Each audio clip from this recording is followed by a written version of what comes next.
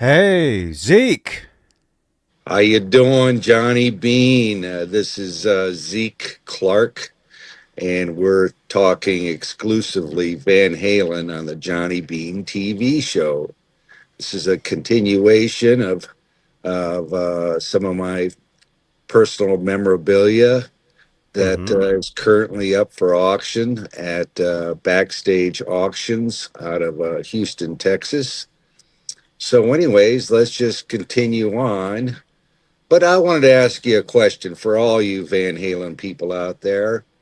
Say, for example, you're 7 years old and you're playing in Little League Baseball or whatever like that. So somebody asks you 40 years later, say, how many hits did you get in that game playing against whoever? Do you think you would be able to recall how many hits you got in that game or recall that game at all? You know what I mean? It's a pretty uh, tough task. And what I'm telling you all and recalling, it helps me to see these pictures, but you have to allow me a little bit of tolerance, kind of like resistors or capacitors that are in an amplifier. When you buy those components, they have a tolerance rating of like plus or minus five. And some are like plus or minus 10, so they call that a tolerance. As long as you're in the ballpark, then they're passable. And Mm. so I just wanted to let everybody know, I'm hitting 70 years old, and I'm trying to recall everything to the best of my ability. I know I'm not as sharp as I used to be. I guess that's part of getting old, but I'm just trying to give you scenarios the best I can recall from thinking back, 40 years ago. And a lot of this stuff I'm seeing firsthand time, just like you guys are. When they backstage auctions came to my home, I just threw a bunch of stuff in boxes, and then they, not knowing what I threw in the boxes or whatever, they just took them out and let them sort it all out, let them figure it out, what they'd want to use and what they would not want to use, and uh, stuff like that. So I just hope that everybody cuts me a little slack. Um, I'm just trying to give you the best that I can recall. And if I'm off by a day here or there, or, then you just have to give me that tolerance. You know, I'm just trying my best. And it's never done this before.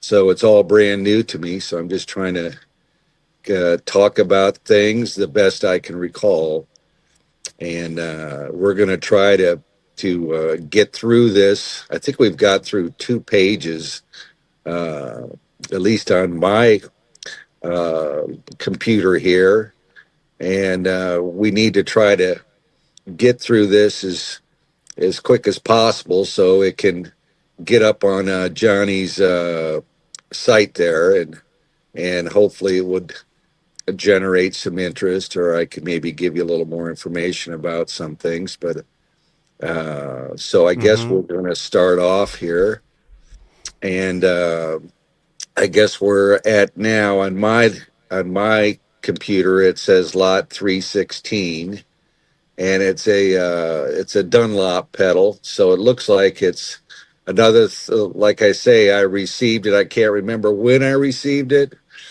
But all I know is I received it. Like I receive a lot of different things. People try to still send me stuff if they could somehow or another find out where I am. Uh, and like I say, this was a Van Halen uh, Cry Baby, as far as I can remember. And I did remember checking it out at some point, and it was pretty sweet. And I remember taking it apart, looking at the inside of it. That's kind of what I always do. I usually, whatever I get, I'll take them apart and just kind of look at how they were assembled, if they were hand wired, or if it was like a circuit board that was pressed with various components. I just kind of look at the integrity and the sturdiness of that pedal. So whoever gets it, it's going to last a while. And I thought that everything that I've received was pretty stellar. Good stuff. So, anyways, let's scroll on down. Let's see what's next here. All right, looks like we got 322, a lot of 3 Eddie picks. And like I say, we've spent so much time talking about picks that we're just gonna just say it. If you see the picture of them, it is what it is. But anything from Edward would be good to have for your collection. Then if we bust over to lot 331, these are Taylor Swift picks, and she's if you rockers out there don't know who Taylor Swift is, she's a country artist and kind of like a little bit of a pop artist as well. But that's a good amount of her picks. I know she's pretty popular all over the world. So I'm sure she has a lot of fans out there. So maybe somebody out there might like to have some of these guitar picks. All right, let's scroll on down. Let's see here. Then we've got some more Taylor Swift picks, lot 332, same scenario. Then we go to the right on my computer. It's lot 371. It's Rush 2007, Alex Lifeson guitar picks. And, when you think about Rush, uh, this was a band at that time. Uh, their drummer, Neil Peart, I believe, if I'm correct. Help me out here, Mm-hmm. brother. Yeah, yeah, Neil Peart. yeah, Pert? yeah, Purt? yeah. Some people say Peart. Pert. Some people say Purt. Well, it's like potato, Tomato. whatever. Everybody's got their own understanding of stuff. But anyways, so I just read recently. I think they got this girl that is taken over for Neil, and that's pretty amazing. I'm definitely going to try to see the show at some point and like that. But that would be a good thing to have.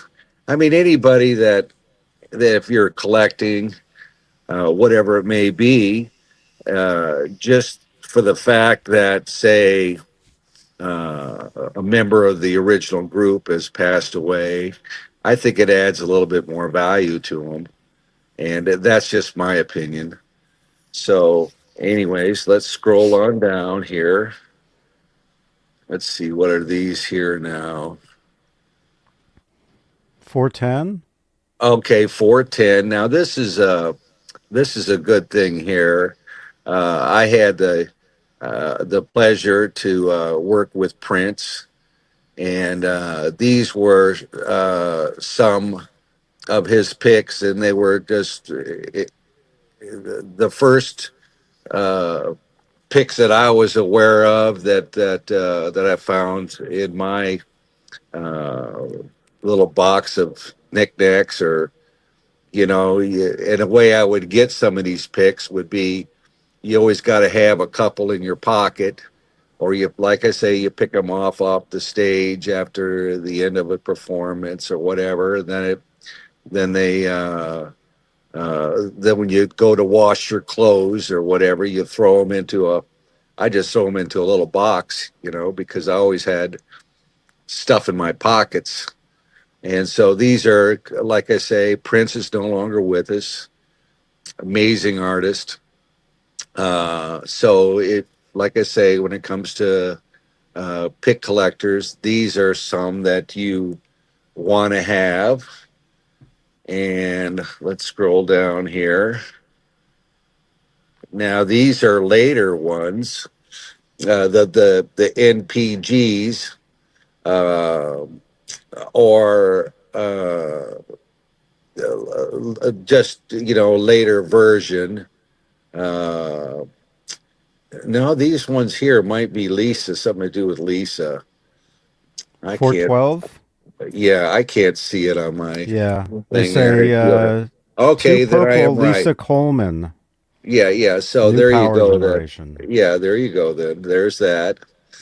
And then if you see lot 413, now what Prince would do when he went from his name, Prince Roger Nelson, he wanted to be a symbol. He thought, and I think I've already talked about that story. But anyways, Hmm. so he would want me to just as I found a an outfit there in the Minneapolis area that I went to, and it said like, Prince wants this logo on it, but he wants it on it. He wants it to be put on a sticker so he could put them on these guitar picks, but he wanted all these different kind of designs. So I said, whatever you got, whatever's cool, think about the guy, Prince, and come up with uh, some pretty cool backgrounds to highlight his symbol.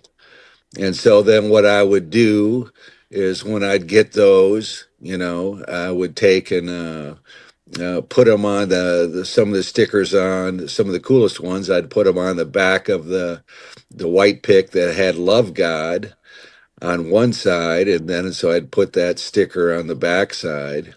And he just thought that was the greatest thing. He said, "Oh, Zeke, you did good here. You know, you got something done."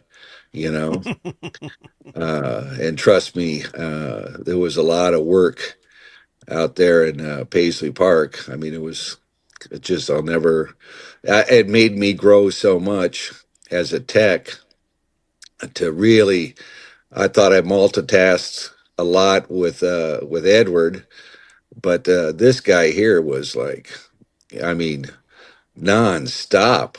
But I was just so blessed to be able to be around him and to talk with him and to try to do things for him at Paisley and at his home, the windmill house there. And so let's scroll down. I'm going to try not to jabber as much because my son just got home from vacation, him and my wife up in Pennsylvania, and he's been sniffling and coughing. And I'm just as he says he thinks it's allergies, and there is a lot of pollen around here, and I know I get allergies too. But I'm thinking it's more has more went into some sort of a cold or a virus, and he plays Hmm. with all the neighborhood kids, so I don't know, maybe somebody else had something he picked up. Kids will be kids. All right, so let's just so I might be getting a little something because my throat feels a little iffy to me, but I'm sure nobody cares about that. I'm just trying to get through this. All right. So, anyways, we've got uh, some uh, some stuff here, some Paisley Park stuff here that you can see. A lot of it's cool. I think it's all cool. Anything with Prince on it is, I think, is pretty cool. You know what I'm saying? Yeah. So, anyways, if you're a collector, like I say, if you got your picks in a in an album, like a photo album type thing, and then you'd want to have some of these passes to make it a combination of passes and guitar picks. So this stuff down here now is passes that we would use before I could get say 418. This stuff here was Prince had me clear off some shelving stuff in his office, and he goes, I don't care what you do with this, it's like I've seen it. He had a lot of stuff going on, so anyways I just threw it in a box. But anything that was his that he would look at, that he would approve or watch. I don't know if I said this before. He had this little symbol stamp that he would put a stamp on it. You know what I mean? Uh, for whatever reason, but it just showed me that he had seen it. To where we would get stuff coming in all the time, so and I just would like go up to his office there. Well, I had got called to the office every morning. You know, he'd have me with a with a pad and a pencil, and he'd take down notes of stuff he wanted me to do every day. You know, and then grill me on, hey, have you got this done yet? Have you got that done yet? And so that was a daily routine.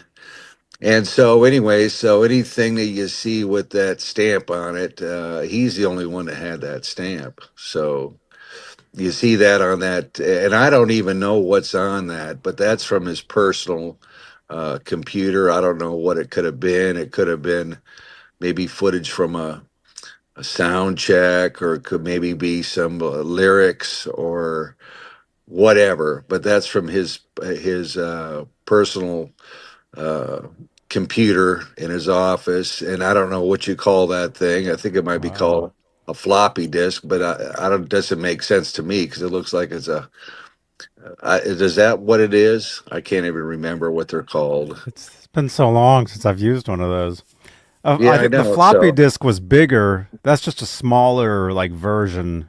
It's just all a right, disk, data disk. all right. Well, You there you know, have it. Then, see, so you it's know. probably text. It's probably like stuff that's like typed up is what's probably on there. All right. Well, like I say, I wish that somebody could have looked at that stuff. I don't know if anybody ever did, but to see what's on there, who knows? It could be something amazing. You know, I don't have any kind of a machine to look at that sort of stuff. All right. So So, cool. anyways, so we're going down to 420 and 421. These would be more of a Prince picks, and looks like it's to me. I want to say I can't really see. Okay, I can see that one there. Can you blow that one up? But then I was having some picks made.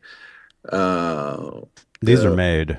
Yeah. Yeah, yeah, exactly. With that was the type of pick he used. But I had those ordered those with his symbol on it, so he really liked that. And the same thing with lot 421.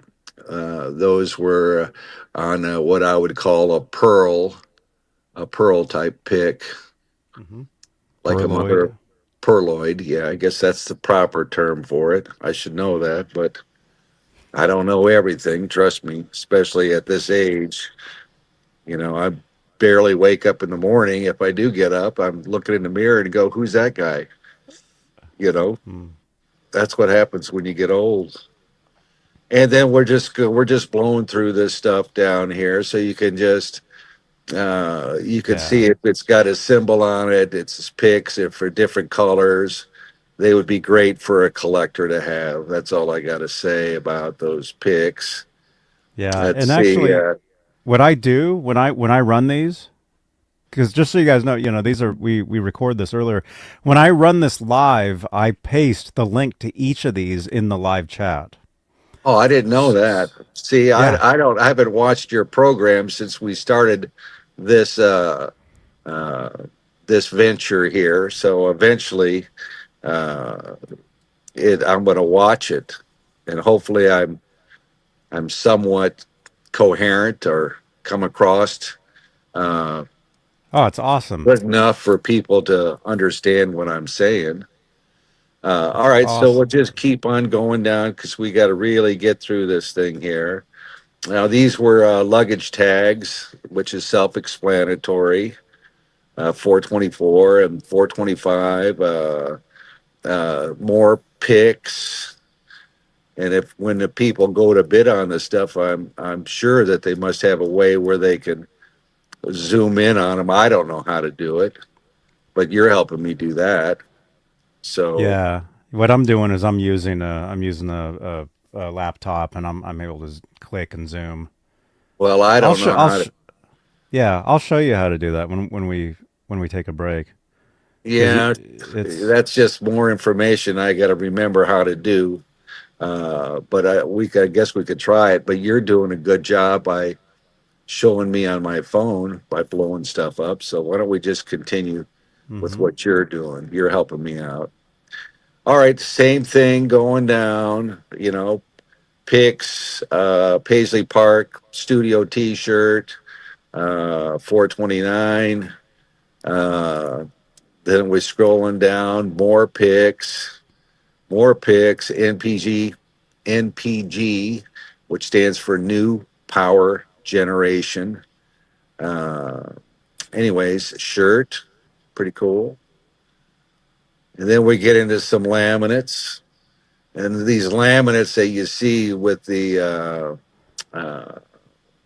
pick in them, like the one on 434. That's the ones that I did, and because I had some uh, made some artists make some of these decorations, not decorations, but laminates, and I think we use those for that was the artwork that was for the uh, European shows that we did over there in the French Riviera and in Germany and some in Paris. But anyway, so those would be nice to have. Like if you collect pics, you want to collect some of this stuff. It's pretty good. It's pretty cool. And like I say, Prince is no longer with us. It's very sad. You know, when I think about it in the year of 2016, it just like with like with Eddie, and I think of October 6th, 220. It's just like it just breaks my heart. It just makes you think about it, you know, and hoping that they're doing okay up there. Maybe they're jamming together. That would be pretty cool. Could you imagine up there? You got, I think Orbison passed away in '88. Uh, let's see here. Uh, Johnny Cash, I think it was in 2000s, early 2000s, maybe two or three, something like that. Jeff Beck in 23, I remember that. Uh, Even people like Glenn Fry, I think his was around 2015 or 16.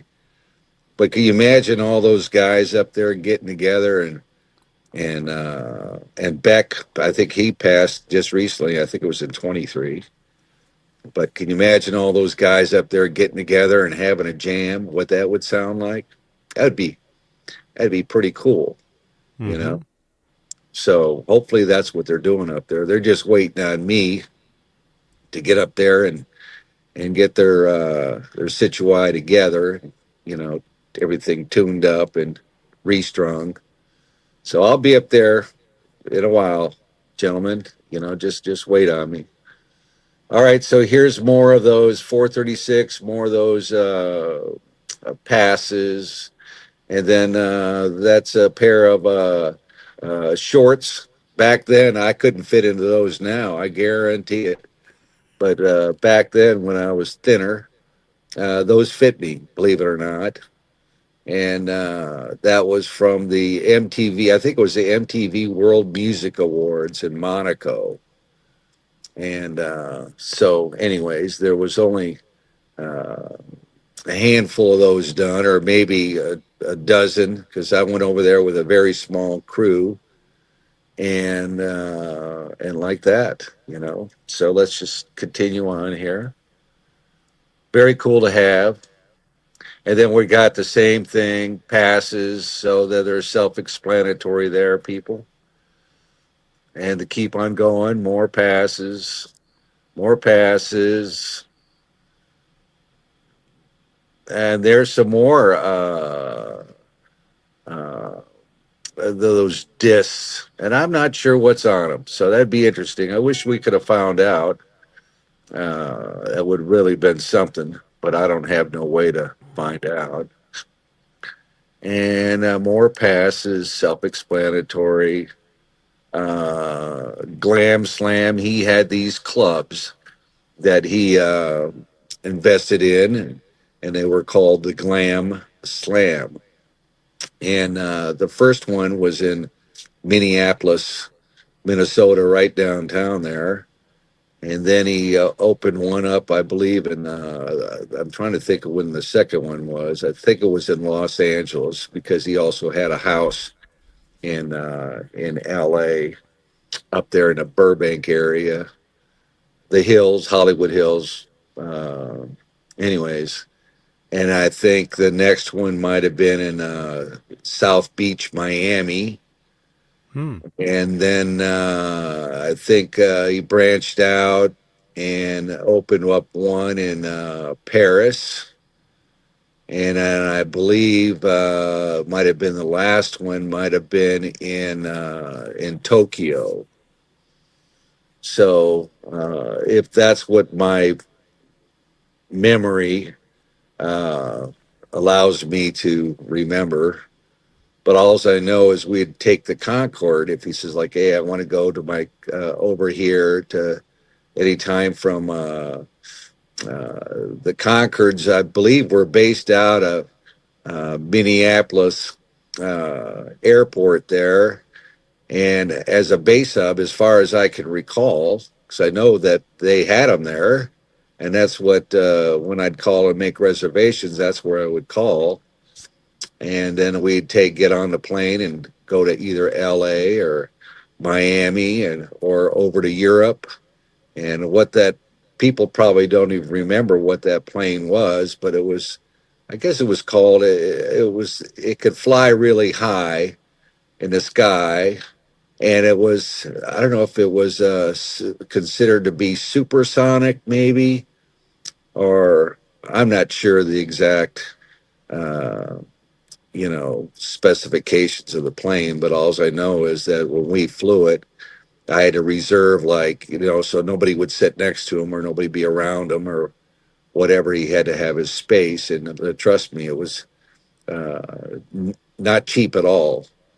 And then we'd fly and do that. Anyways, enough about that. So, glam slams. Then we got something over here. I can't make out what that is.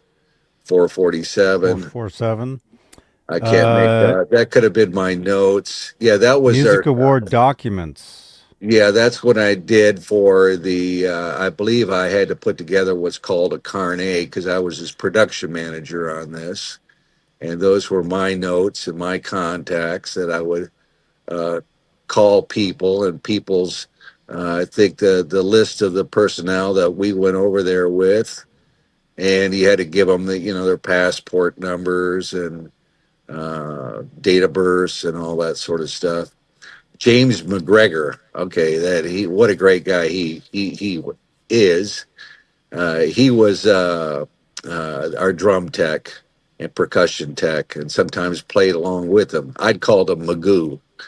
You know, that was my nickname for him.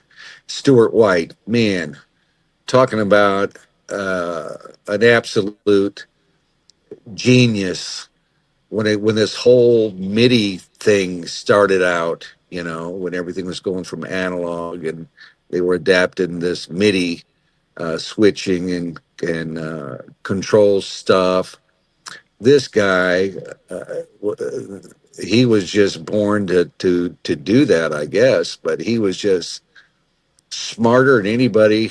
He's like a Bob Bradshaw or Hmm. like a Dallas Shoe from U2. I mean, those guys are like uh, just what I call genius. I mean, taking it to another level. You might be a tech, but when you go to this kind of level, uh, they can do anything. Anything. I admire these people. The people I mentioned, they're just amazing. But anyways, so what else is in there? Some other stuff. Uh, Some passes. Like some looks like passes. your pass, your production pass right there. Yeah, that could very well be. So that is If anybody wanted to have something, well, a lot of this stuff, like I say, is coming from my personal collection. So it's like a box of chocolates. You don't know what you're going to get, until you get it home and look at it, I guess. But Yeah. anyways, let's keep on moving down here. We're at a pretty good pace here. Johnny Beane. Then Oh, there's my cool. jacket. Okay, now this jacket, to identify me at that European event as his production manager, guitar tech, uh, fetch this, fetch that kind of guy, you know, uh, was we had made up, uh, and I can't remember what outfit did it. It might have been made up in house. I can't remember. But anyways, that was worn by me. So that might be something nice to have. And I guess that size of that thing would probably be, I don't know, because I got long arms. Uh, I don't know, but it would be probably a large, at least a large, maybe an XL in sizing and length and stuff like that. I don't like jackets to be. Some people wear a jacket where it's skin tight, and I don't like that kind of a vibe when it comes to jackets. All right, enough about that. Let's see here. 449. Now this was done, and I wish I could remember. I wish I would have wrote notes down on some of this stuff as I tucked it away or put it away for 35, 40 years later. I wish I would have wrote a note to myself to help me get more precise on the situ. Uh, I wished I would have done that. So this one here had to be from that time because just the microphone. That was the microphone we had to have gold plated. Uh, and it was like kind of shaped with a gun handle, if that makes any sense to anybody. And I just know that we're in that time where we're up there. I think it was in Monaco. We were guests of Prince Rainier and so on and so forth. And I remember getting this, or Prince getting this, and then of course I do like I normally do. He'd just say, "Put it in a box" or whatever, and because he's never going to wear it. So it's like that's how it would end up with a lot of this stuff because he said, "Nah, I'm not going to wear that. I don't want it."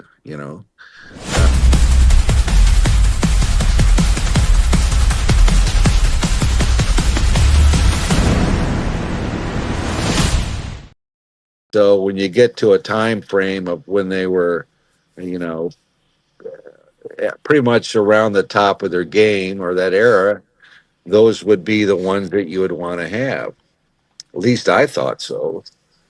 And the fortunate thing about me, uh, just being a guitar tech for all the years that I tech, like I'm talking 50 years, that if no matter what band you're with, on every concert, every show, there's going to be other acts. There's going to be opening acts. There's going to be, you know, parties or award shows or whatever it may be, to where you get in the backstage area or around catering, you're sitting around with the crews from other bands, and you all try to get to know one another. I'd always introduce myself and go, "Hey, if there's anything you need while we're out here on this little run or whatever leg of the tour it is, like if the magic smoke comes out of your amplifier, then I'll just toss in whatever head I have in the pit just to get them right back on running, to finish the show. And Hmm. so, or I would, uh, if they had a guitar problem, like with intonation or a pickup problem or a tone pot or whatever it may be, or an adjustment, or working the frets, if they had some fret work that needed to be done, or or whatever like that, then I would just do it for nothing. Here, let me help you out with this, and fix them up or fix their amplifier, because I carried work boxes, big ones, that was just full of tubes and capacitors, resistors, transformers, chokes, uh, pickups, strings, all kinds of stuff that you would need to repair something, what I call in the field. If you're out there playing a gig in say in Oklahoma City on a Sunday, and the show time's going on, and somebody has a problem, and then I would just say, hey, I'll fix that for you, and get there and get her done. Mm-hmm. And I was pretty quick at doing that, and just because of the stuff I learned from Jose Arredondo and Bob Bradshaw and a few other folks out there, as you, I don't know, what do you call it, uh, widen your skill set, I guess, as they say, because uh, you're always learning something. At least I am. I'm always learning something, things that I don't know at all, and I don't ever claim to. But I've learned picked up something from everybody that we worked around or worked with or toured with. You get a little bit here. Oh, I like what you're doing there. Oh, that's cool, man. Hey, thanks. Or that's how you grow, I guess. But I've learned from everybody, still do learn, even though I'm home now, people bring me over, close friends of mine with certain bands I'll still work on their amplifiers or fix their stuff for them. And so you just learn a little bit about from each one. It continues. And so anyway, so let's scroll down here. Paul McCartney. What, does anything need to be said about that guy? I mean, I grew up from 19, the Beatles started out, I think their first record was in 1962, from what I remember. I think they recorded as a band, the Beatles, from 62 to 70. And then they started to go off into their own little individual recordings. I think a lot of it Mm-hmm. might have had something to do with Yoko Ono, if I'm not mistaken, with John. Uh, Hmm. but anyways, life goes on, and they continue to make music. Boy, wouldn't that be something to say today if Paul McCartney would tour, and say if he had Ringo Starr on drums, right? That's two of the originals now.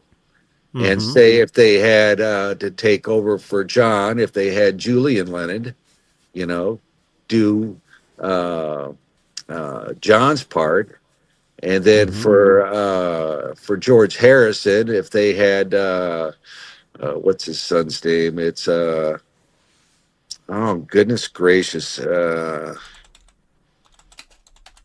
Lordy have mercy. It's kind of a weird name, or it's a record name, but it's spelt weird. And what is it? Dhani. Yeah, Donnie, Don, Dhani. Danny, Danny. Danny.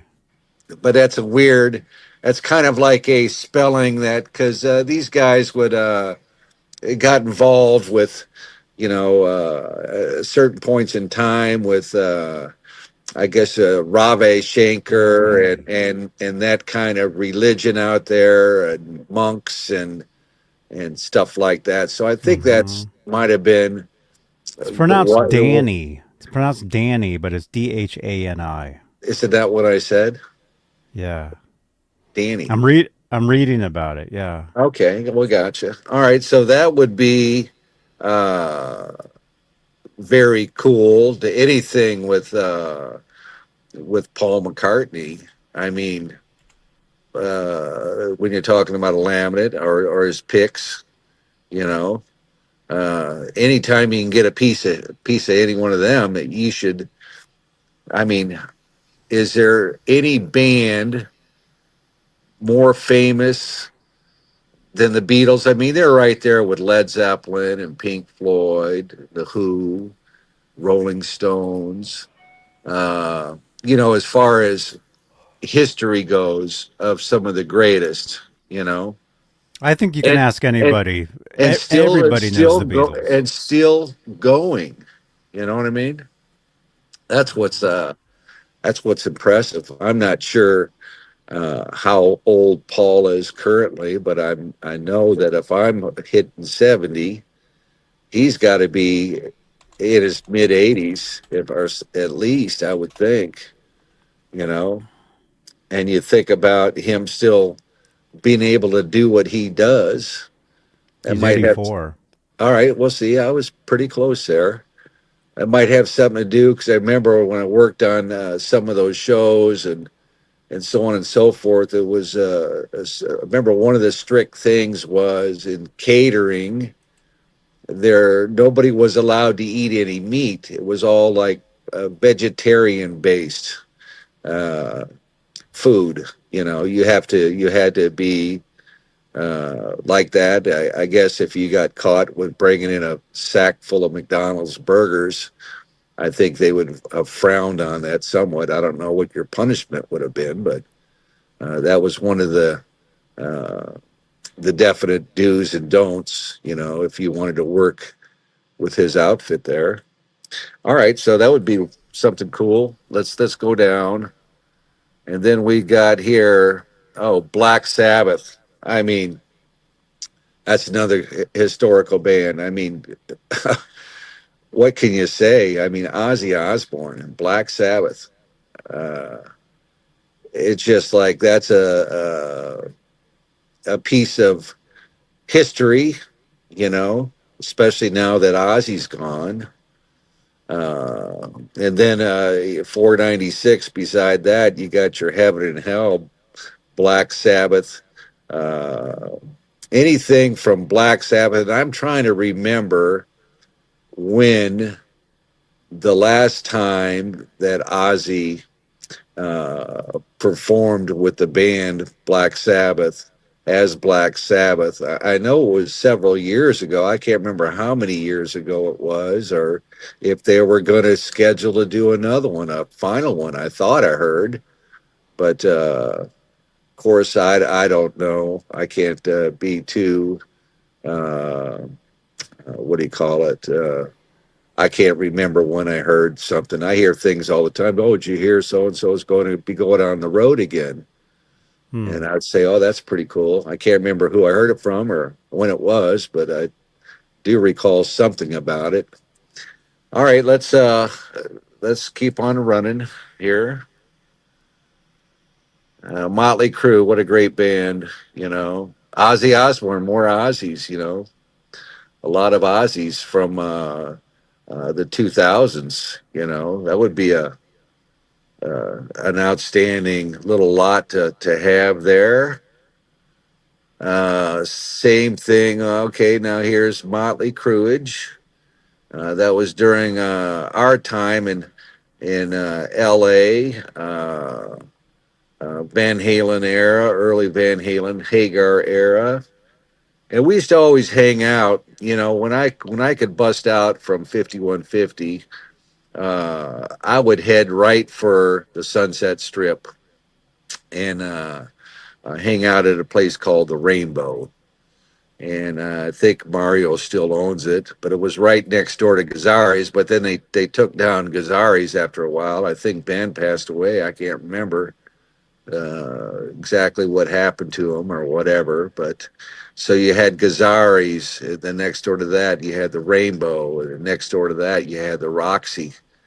Uh, so uh, I think it was the Roxy was next. Was it next door or what? Uh, Mm-hmm. I'd say, Roxy, Rainbow, yeah, Whiskey. They're all yeah, like whiskey. down Yeah, the yeah, street they're from each all other. right. Yeah, within a block of each other. Then across the street, you had Belushi's Club, which was the House of Blues, And then down the street, you had what the Johnny Depp's club. Mm. I'm trying to remember what that one was called. I should know this. Viper Room. Viper Room, yeah, Viper Room. So that time period, uh, the strip was popping. I mean, it was like uh, everybody wanted to hang out in that general area, either jamming at one of these clubs or eating a pizza at the Rainbow. Now the Rainbow was set up to where, first of all, a lot of the rock and roll people would be let in to get their little booze, booths. That was each booth would set about maybe 5 people, maybe more. It depends on how fat or skinny you were. So everybody would have their little booths. It might be your Poison sitting in one booth. It might be your Motley Crue in another booth. It might be your Rat in another booth, or it could be uh,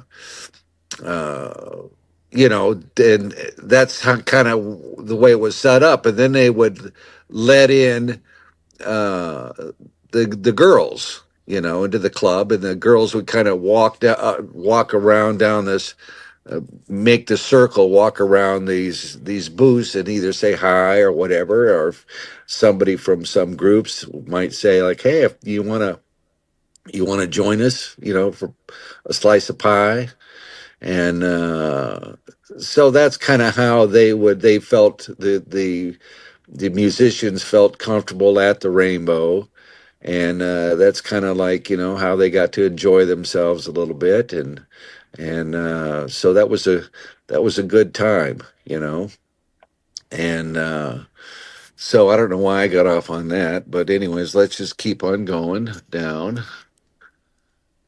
Same thing, Motley Crue, past the Japan tour thing. That's self-explanatory.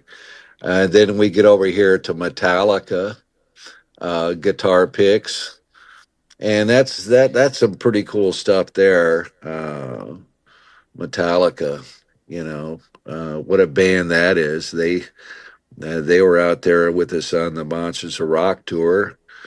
Uh, great, great bunch of guys. I mean, what a band! Uh, Incredible band. And so any of these things here would be awesome for anybody to have. Let's see here. Uh, Same thing with the drumsticks there. Lars's sticks, self-explanatory. Uh, some metal stuff here looks like. And I don't know if this is my collection of it could very well be because I had picks and stuff from everybody, you know.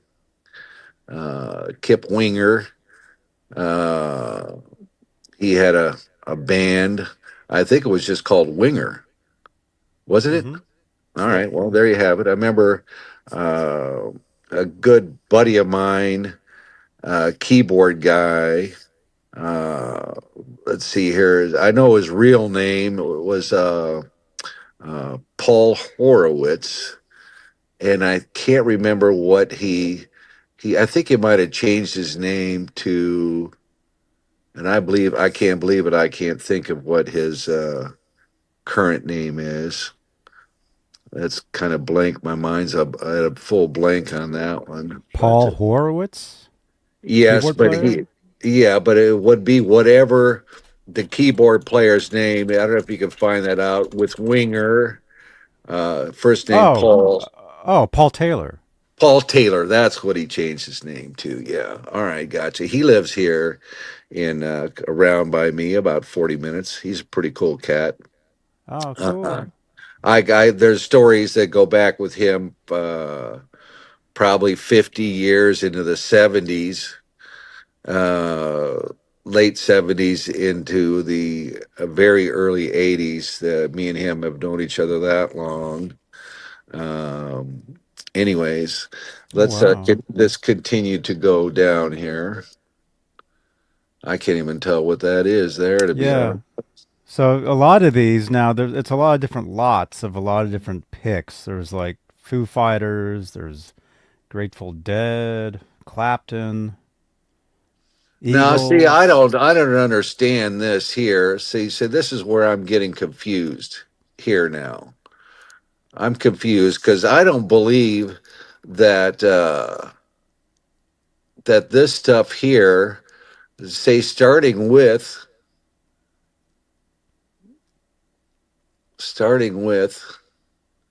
I know the Metallica stuff was out of my stuff, but as far Hmm. as this maybe one pass of Kip Winger's thing here might have been out of my thing here, but I don't believe because I just don't recall it. You know, it's not nothing's coming to the forefront as far as being a piece of mine. And because there's, it looks like it just for some reason, unless I'm looking at the wrong thing here. Let me go back to. I might have to go back. Hold on, maybe this is the problem. You see, I just let this mic. I never turned off my. Uh, I might have to re figure something out here. All right, let me do this again. Let me do this. I got to re-click on my backstage auctions thing here. Let's see. Why can't I see that? Do I got to do twice? Okay, there it is. Okay, so now let me scroll down here. I think I found the problem here, and hopefully I was able to correct it. Let me go to what page were we up to? Let me just check something here. We're on page 4. All right, let me just go to page just to make sure that I'm on the same page. I'm going to go to page 3 and see what comes up on uh, my computer here. Let me scroll down here and see. Yeah, we talked about that stuff. That's correct. So far so good. Scrolling down. Yeah, we did that stuff. The Taylor Swift stuff. Yeah, we did all that. Then we got did some Prince. Hmm. Then we And then got into. the last two should be 448, 449, the two Prince jackets, the denim jackets. Okay, so let me scroll all the way down here.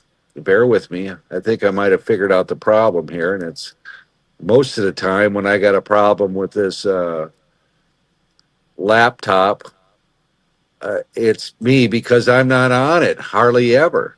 You know what I mean? You got to talk me through it how to just get this far. All right, Hmm. so now I'm at the bottom, so I'm going to scroll to the next page, and then let's scroll down and see what happens here. My wife is really good at this, or my son even, but I'm a mess when it comes to this sort of stuff. Just because I can do it on my phone, you know, search stuff up, but I never sit down at this computer and do it because usually it's my wife or son that are always on it. All right, we did the Pink Floyd David Gilmour, didn't we? The guitar pick, Yeah. 469. Yeah, we did that. Okay, let me see here. Then And I'm then scrolling down with the Paul we did McCartney. I see that. Okay. McCartney, And then Black the Sabbath, Sabbath, right? Motley And then let's scroll Crue, down there. Let's see what Metallica happens. sticks, and Let's then see here. it was after Metallica sticks. All right, let me scroll down here and see what happened. Hopefully, I corrected it. Okay, so see, I did correct it. I fixed it. Unbelievable. Ladies and gentlemen, I was able to succeed at something. I thought my mind was just completely gone.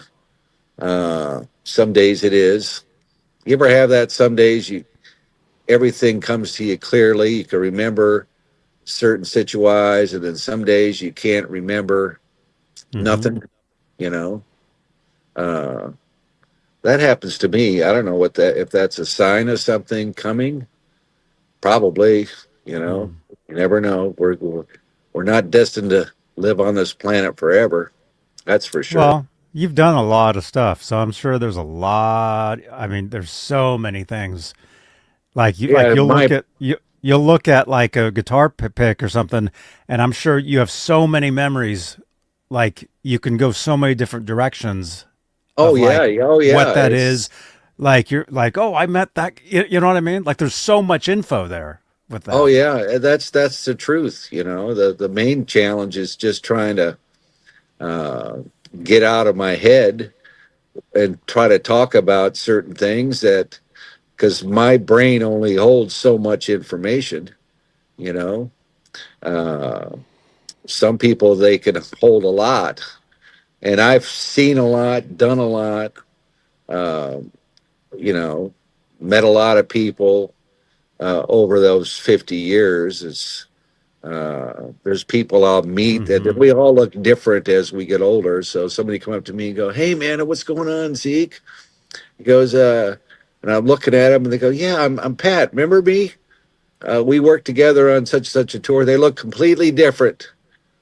You know, like the older you get, everybody seems to put on weight and or grow a beard or wearing Hmm. glasses or bald. You know, and so it's I hard to put uh, the face together. Say, well, if you say I was there and you worked with me, then how are you? But then I'm just sitting there with, you know, nothing's coming to the forefront of recalling that situa at all with that individual. So that just goes to show you some days you got it and some days you don't. hmm. But anyways, let's enough of this uh, gabbing along here. All right, so now we're down here. Oh, this one's a great one here. I mean, uh, it's not a what do you call it? I'm looking at lot 649, and this is had the pleasure to meet Johnny Cash. It was either at an award show. You meet a lot of people. Like say if you're playing at say the Grammys or the MTV Music Awards or whatever awards might be going on, right? Yep. There's a lot of people on that particular event, you know, from all genres of music, if that makes any sense to you. Oh yeah. And so that's how I got to remember sitting there with Johnny Cash. He was about to go on, say it maybe a 15 minutes before his thing or performance. I don't know if he was playing or presenting or anything like that, but of course we're all wearing our what I call colors backstage. Like you got your Van Halen crew wearing Van Halen shirts, and you got your whatever other bands are on there. They're wearing their crew shirts representing Hmm. their groups, the various groups, right? So I just remember I can't think, and all your stuff comes rolling out there to the stage performance area on these risers, rolling risers. And I think I was still like wiring up or just double checking, make sure everything's fastened down good because I don't want none of these stacks to fall over and just securing my rig. And Johnny Cash was sitting down there and he started asking me, he goes, "Oh, hey, I like Van Halen." You know, and I said, I said, I called him Mr. Cash. I said, "Mr. Cash, oh my Lord, how about you now?" You know, and then he comes back, well, how about you? And we just sat there and talked for a few minutes, and I said, "Man, you're the greatest thing since sliced bread, as far as I'm concerned." And he reached in his pocket and he pulled out this guitar pick and gave it to me, and I just said like, "Oh man, thank you, thank you." I mean, very rarely do I get, I don't know what you would want to call it, gurmy or whatever, or Starstruck. starstruck. That's the word. But I'm telling you, It's like, I mean, think about it, you know, and Yeah. uh, and I think poor Johnny, I think he passed away in 2003, and I think I remember there was some sort of a fire. I don't know if I can't remember the exact story. Uh, if he was overcome by smoke or if it was a heart attack or but I remember something to hear something about a fire. Now might have been Johnny Cash or it could have been maybe George Jones, one of those type of people, had was involved with something like that. But anyways, so if we move on now to lot 656, this is Jeff Beck. And let me tell you, what can you say about Jeff Beck? I mean, think about Jeff Beck. I mean, incredible guitar player. And I had the option, not option, but the privilege to take care of him on a few different situations, in his performance and take care of his guitar and one little. Uh, I mean, think of Beck going back to the Yardbirds. This is a band people probably today don't really know that name, but I believe in that band at one point in time. I believe you had like Jimmy Page, but I think Page might have been playing bass at that time. You had Jeff Beck, and I believe you had Eric Clapton. And I think they, at one point in time, unless I'm out of my ever loving mind, which a lot of times I am, I think they all performed together in one band or associated with the group Yardbirds. Am I saying it right, Johnny? Does that ring a I bell to you at I think all? that's Or true. Yeah. I think that they were all in that, either at separate times or together. Somebody will so know. Yeah. So the last thing I remember, I mean, outside of the NAM shows in Anaheim, which Beck would always hang out with Eddie. We had like a little like not a dressing room, but just a little hideaway room, And Beck would always come in and hang with Eddie, and they'd jam together a little bit. And one thing I remember about Beck was his hands. His hands to me seemed, when you shake his hand or whatever like that, his hands to me seemed, and I know I have pretty good sized hands, but his hands fingers seem like what I want to call short and kind of stubby. Or uh, I'm not saying that in a bad way, but I just remember noticing that about his hands. But anyway, so outside of doing like seeing him at NAM shows, or he would be a guest at some of our shows, those would be the guys that would hang out at my Malibu Beach in my guitar pit. You'd get all kinds of different people that would be uh, hanging out there, and that's like the VIP. Uh, Not backstage, but this is actually uh, you're underneath the stage left wing in my guitar world. I think I showed you pictures of my guitar world. There's not Mm-hmm. a lot of space in there, but I'd always have room to have a couple chairs in case Valerie or Kelly or anybody wanted to sit down in there. But so the times would be Beck. It could be Nugent. It could be the singer from Rat. Various different people. Anybody that's who's who. That's where the famous people got to hang. At shows as you're touring. You know. Mm-hmm. But anyways, I remember one time I was working with Chesney. The last time that I got to work with Jeff was, and I got a picture of me and Jeff at that time. It was what was it called? Oh, something radio shows or what's it called? Hmm. Something they'd have these concerts It was a every radio year. thing. Yeah, it was like something to do with radio, or it could have been TV. Uh, anyways, he was on that bill. Kenny was on that bill. I can't believe I can't think of the name of that thing there. But the girl from what's her name? New York, a famous girl that has her little uh, has a big following. She's a piano player, singer, great performer. Who am I thinking about? Help me out here. Was this in Vegas? No, this was I don't know. Was it in? Yeah, it could have been in Vegas. Yeah. What is the? iHeart? Yes, iHeart that's Music? it. That's it. So on that performance, the top star, the girl that took the top of the show. What's her name there? Does it tell you the list of people that were on that? I'm looking. Am I correct or am I crazy September here? September 24th. I'm looking. Should have been Kenny Chesney. Should have been Jeff Beck, and the headliner was and it's not Madonna, but it's the one that Like Britney Spears? no bigger than them. Uh,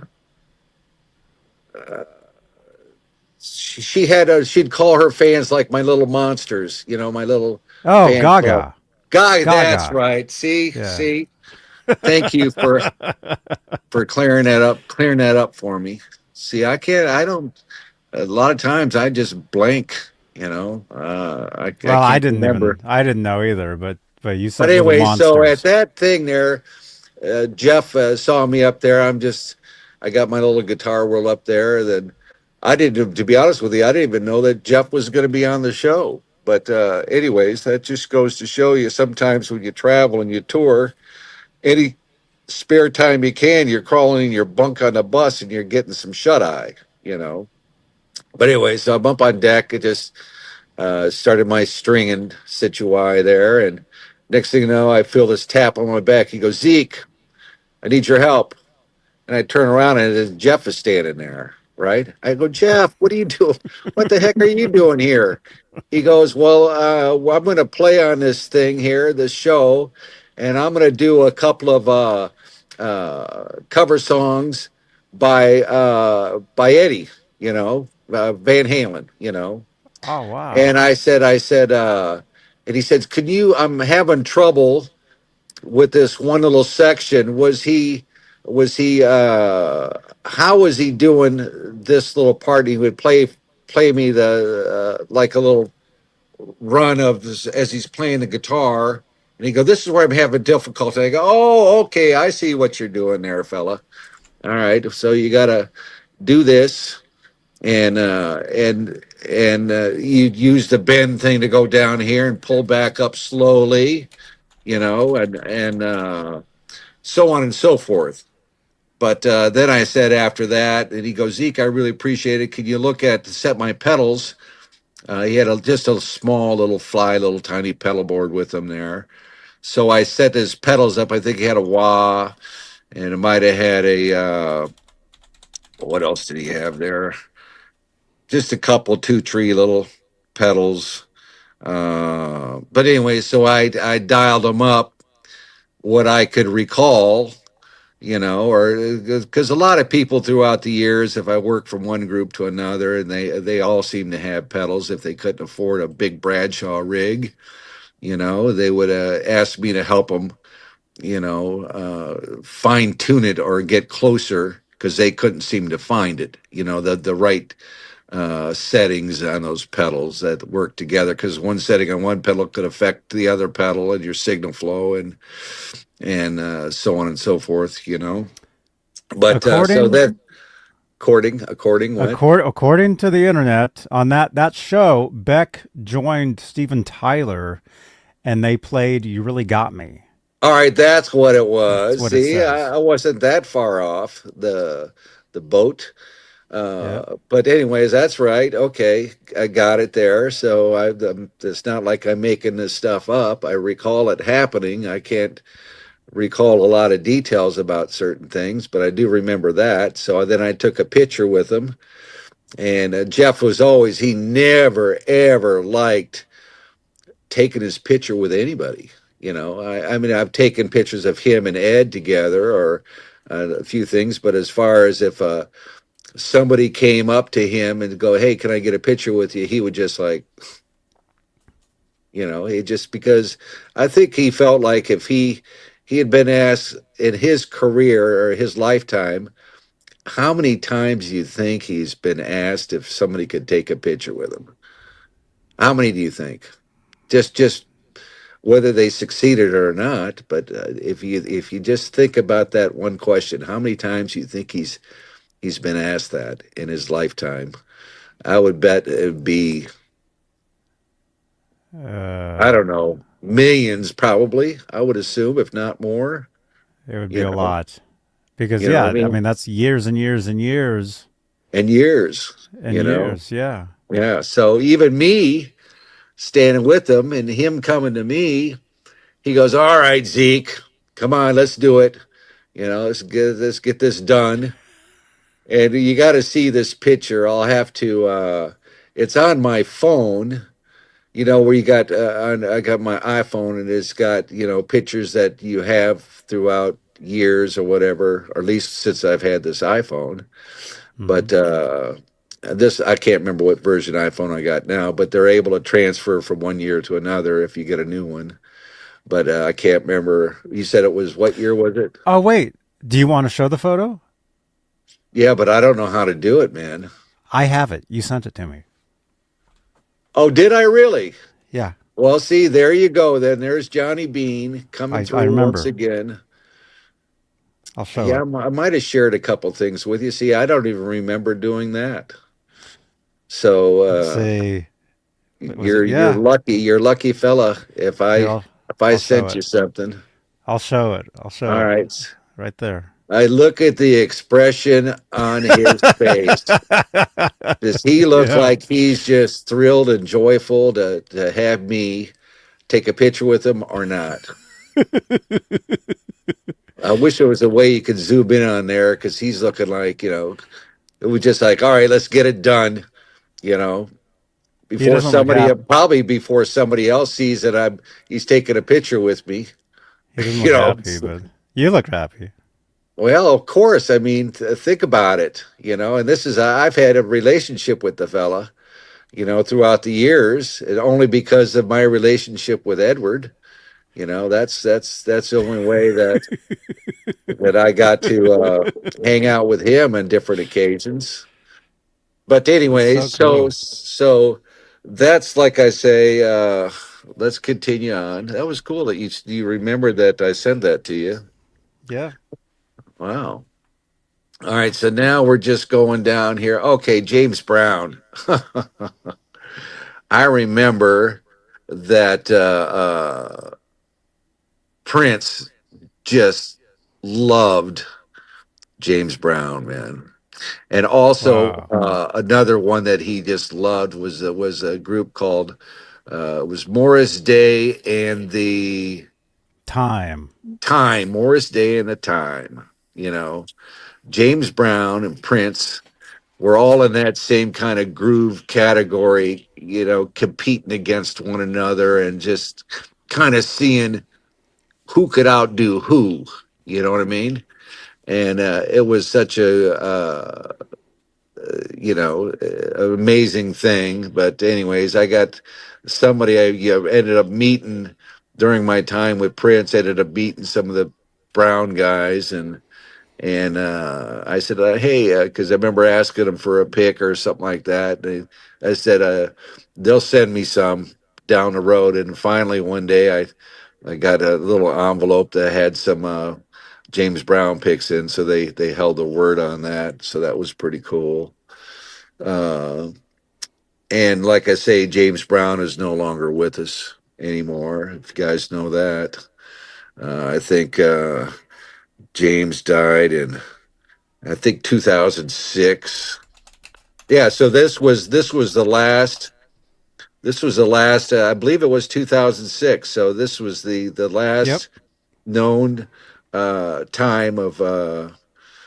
They would call him the Godfather of Soul or something like that.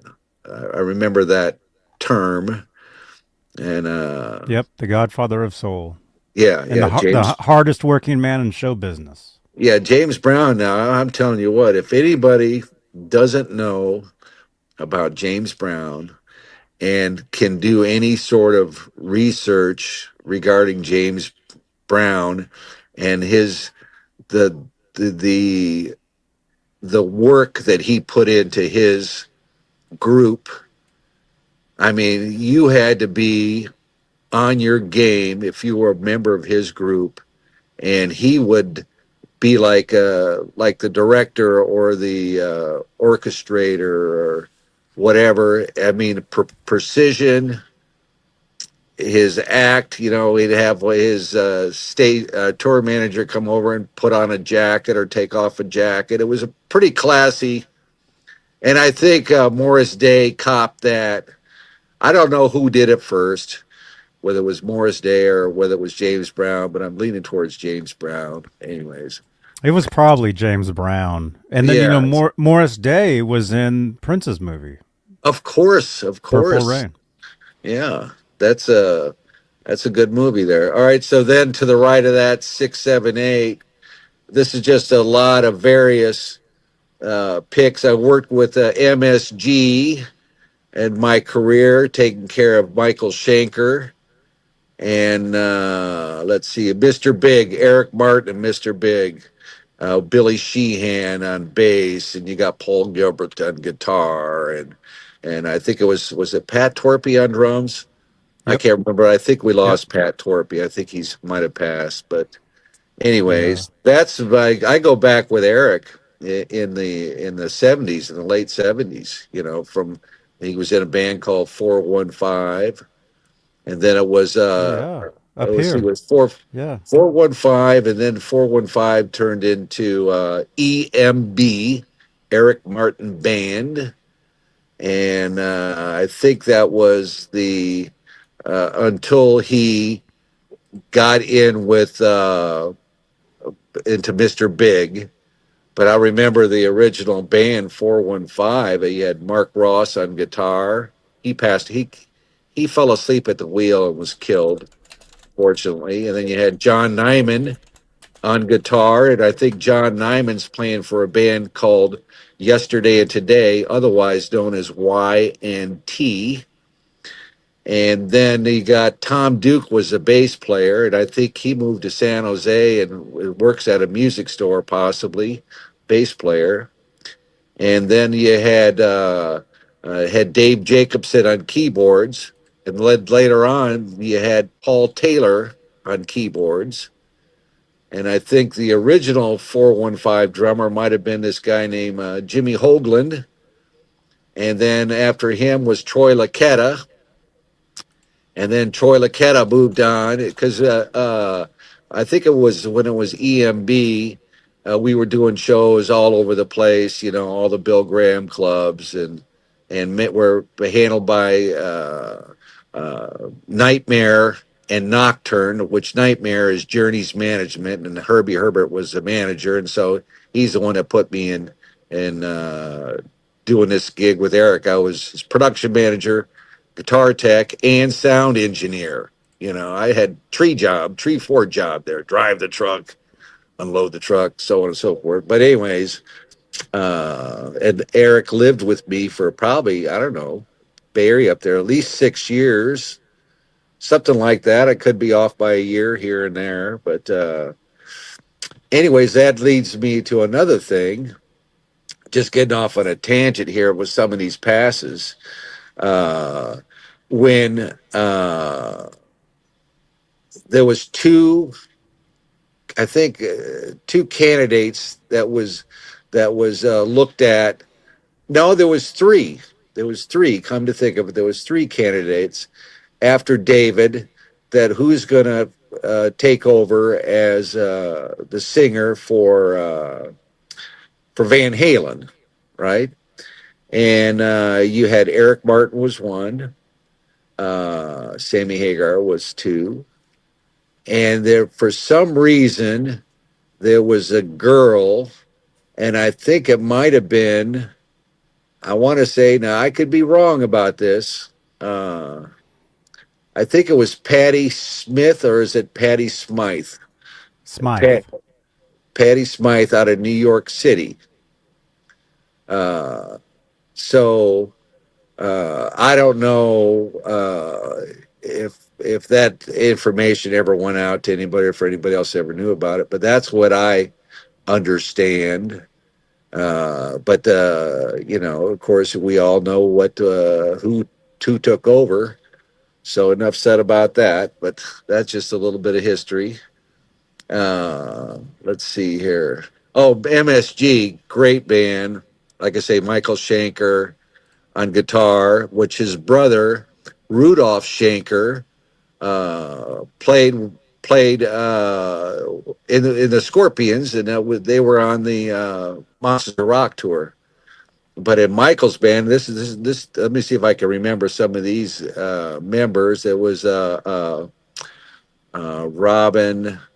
The lead singer was Robin McCauley. That's where you get the M from.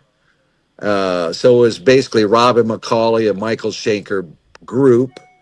And I remember on drums, the rest of the band was from Germany. I remember we had Bodo Schaff.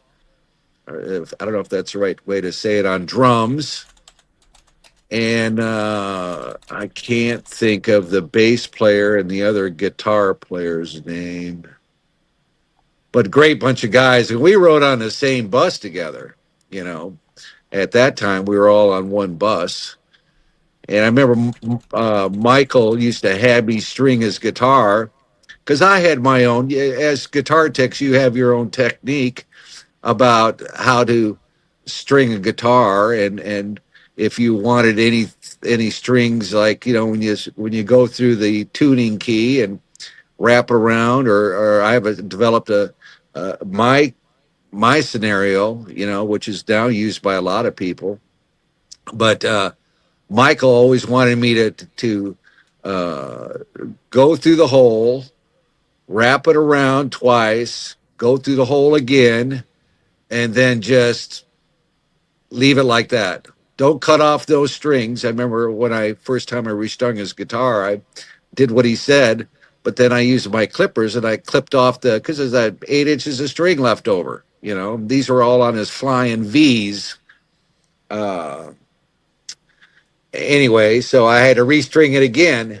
He goes, "Oh, no, no, no, no, no, no. You're not supposed to clip his strings, the leftover part, coming out of the tuning uh, peg there." But anyways, enough of that. So pretty cool stuff in there, ladies and gentlemen. You might enjoy some of that. And then you were continuing down here. Now this is looks like a bunch of looks like laminates, right? That Which number? 680. Six 680. Oh yeah, Yeah, yeah. If you can blow that up, yeah. those look Se- like it. And there's some classic pieces in there that anyone you'd be out of your ever loving mind if you didn't have these into your collection. I'm telling you right now, these should be done individually. You know, mm-hmm. really. But anyways, for some reason they got them up here as a group stuff, and it's just like I can't even. I'm just now looking at the bid or what they're asking as a starting bid, $75. I mean, that's like, you know, to get one of those, you had to be there, be a part of it in some form or another. You know what I mean? And it's just unbelievable that some of this stuff, they shouldn't be grouped up like that. They should be separated and individually, because they're all historic as far as I'm concerned. I believe that they're historic. All right, let's go to 681. uh Heavy metal and hard rock. looks like it could be pins. Let me see here. You'll have to do that for me. Lot of And 28. yeah, Says yeah, you're not going to find these anywhere today. You're just not. It's not going to happen. So, you know, it's like this is from that time period, and there's some classic stuff there. I'm telling you, you know. So, anyways, that's again, they should be been separated and sold individually, and they're starting out at, can you believe it, at $30? Unbelievable. All right, so let's just, I got to scroll down because this is turning my stomach now. I didn't realize they were doing that. And then in lot 682 and 683, it just looks like uh, a huge lot of uh, various rock bands, you know, that, like I say, as you tour, you might have some of these bands on the same bill, or at award shows. You know, a lot of texts would say, "Hey," a lot of people come up and go, "Hey, can I get a an Eddie pick from you?" And I go, "Sure. What do you got? What do you got to swap?" You know, we'd swap back and forth. You know, three or four picks, and you know, so on and so forth, or be at the shows, or you know, sometimes when you're doing a concert at a, say, an arena or a venue, you might get into that town the 1 day or 2 days before your concert, and then there might be, we was always allowed to be guests of whoever was performing the night before or the night before at that venue, you know, to hang out. And you get a lot of times it's somebody on your crew knows somebody from somebody else's crew, and then it just makes a call and go, yeah, you guys, you know, will honor your lamb, and that's usually what they'll do, and let you come on in and hang out backstage, and just shoot the shit with your the techs would talk to the techs, and I'm sure the sound people would talk to the sound people, and the lighting people to the lighting people, and it was hmm just like that's just kind of how we rolled as a norm, uh, doing these tours. You know, I'm sure everybody today experiences the same sort of situa, you know, as they're traveling. and And that explains how you meet so many people oh, and you do, you do, you you acquire a do. lot of this. Exactly. I mean, that's just the way it is, you know. And some of these places, you know, you might be on uh, you get more bands, like say when we do these festivals, you know, there's a lot of times you're working a festival, and you might work, say I worked festivals to where they'd want somebody that has advanced knowledge of how to run the deck, or supervise, you know, the ins and the outs of all the various bands. And there might be a 10 bands on a day over like a time period of a 4 day run or such, that so you might be dealing with 40 different bands, you know. And that's just the way it is, and that's how things happen. So all right, same thing, 689, you got looks like buttons, and that's like same thing. That's how you acquire them, you know. You give them either trade pins or buttons or picks, or if I give them a couple of Van Halen picks, and they might give me a pin, a button, or this or that, or that's how it goes. And then we got looks like 694 as like a shirt that looks like it's Guns N' Roses and Metallica at the stadium there, and might have been, I think I want to call it Meadowlands, possibly. I might be mistaken. Or Says Giants Giants. Stadium, which I believe is also known as the Meadowlands, unless I'm off my ever loving rocker. But Hmm. it's like, anyway, so that's a great uh, piece to have. So let me see here. Hmm. Let me continue scrolling down. Very nice, and it's All embroidered right. too. All right. So then 697. This is cool. There was a jam band, with various people. Sometimes different people, artists would get together over time and and have some fun. And you got out of this lot here, you got Bob Weir now and Darius Rucker.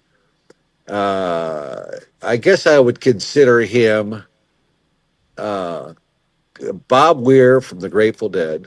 All right, Darius Hmm. Rucker. What was the name of that band that he had? It Uh, was Hootie and the oh, Blowfish. that's right. That's it. See, you're helping me out here. Yeah, Hootie and the Blowfish. And I can't remember. Was Dave? Who else was in there? Dave. Oh, geez, help me out here. Members of Oh, that group at that time there. this? Oh, it says Dave Matthews. Oh, Dave Matthews, right. And and his band, I think, was always called Dave Matthews Band. Yeah. But so you get some people like that, and then it'd be kind of fun to have a show and have some people come and check you out. You know what I mean? Because it's like a one in a lifetime deal. You know. Hmm. So that would be like I say, especially now that I think Bob Weir, I think he died last year. No, this year. I think it was this year. I remember seeing that he died. It was If I'm just not recently. mistaken, it was either this year or last year, but It was I think it was January. this. Yeah, it was This this year. January. Yeah, yeah. So, anyways, so that would be a great, another great item. Uh, Especially because anything like I said before, anytime you got something that was involved with an artist that's no longer living, to me is valuable. It's like now you're talking history. You know, it's like it's just like you know, it's just incredible stuff. All right, let's go to 703 Foo Fighters. Dave, my man Dave Grohl there, he's a talented fella, you know. Hmm. Same sort of scenario. So we'll just like uh, it should speak for itself. We just got to move on down this thing here. Let me see what's below that. Is Eric Clapton. I mean, like I said, Eric Clapton. I mean, come on, think about his life story. I hope Eric can continue to play and entertain people because like I say, what an incredible guy. And I'm trying to remember uh, from great drummer. Uh, who was it? Was it Ginger Baker? I want to say, was it Ginger Baker?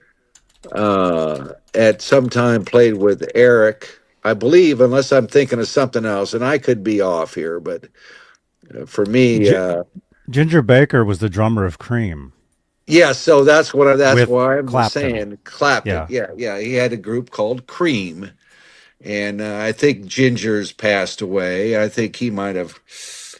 When did he pass away? I He can't remember, passed but I away think it in was several years ago. 2019. 2019. Well, yeah, that's several years ago. A couple 2 3 years anyways. So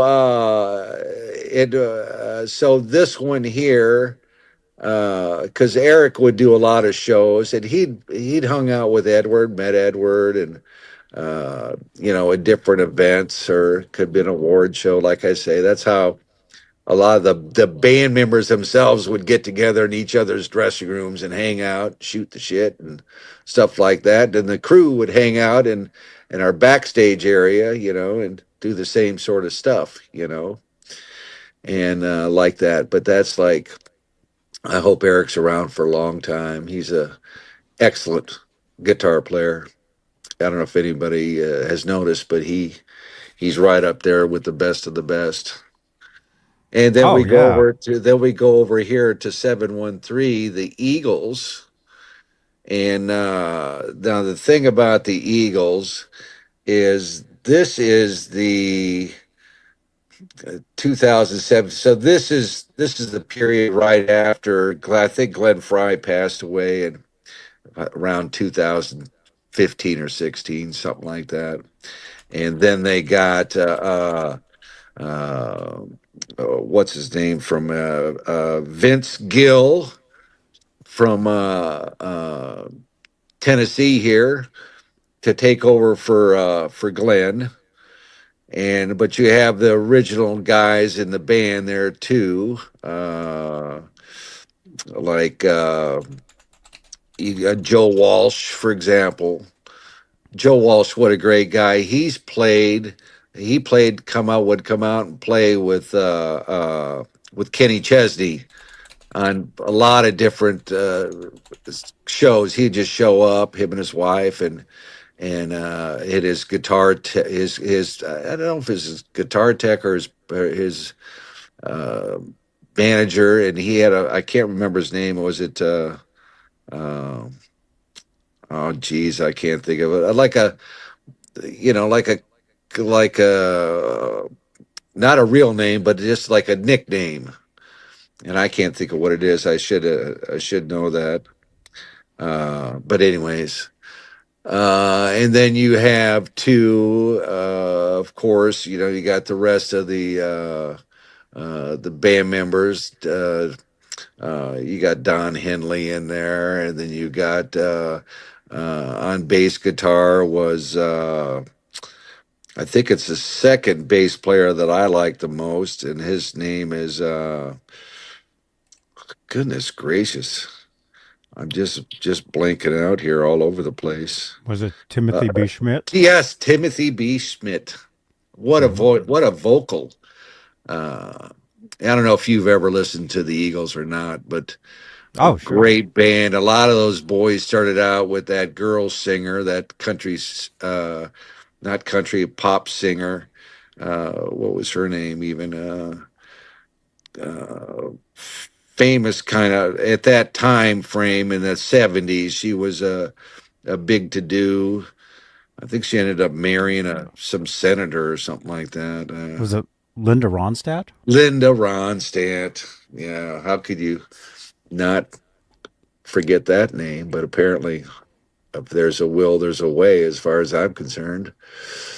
But all right, let's just keep on. So that would be a good thing to do. This is, like I say, this is after Glenn, and it's still an outstanding band. If you haven't ever had a chance to see him, you need to. You really do. Hmm. Uh, you think of all their songs, Hotel California. Oh, or I remember going down to the Guitar Center on Sunset Boulevard there in Hollywood, and the Sunset Grill is this little hamburger shack right next door to Guitar Center. You get a great burger in there. And I remember they always use Velveeta cheese, a big thick slice of Velveeta on that burger. Boy, that burger was good. That was the Sunset Grill. And anyways, Oh all right, wow. let's see here. Let's scroll down here. I can't tell. Looks like just a glob. I don't know what that glob is. 728. Yeah, what is that? Country music, 80s through 2010s, massive lot of tour laminates and passes.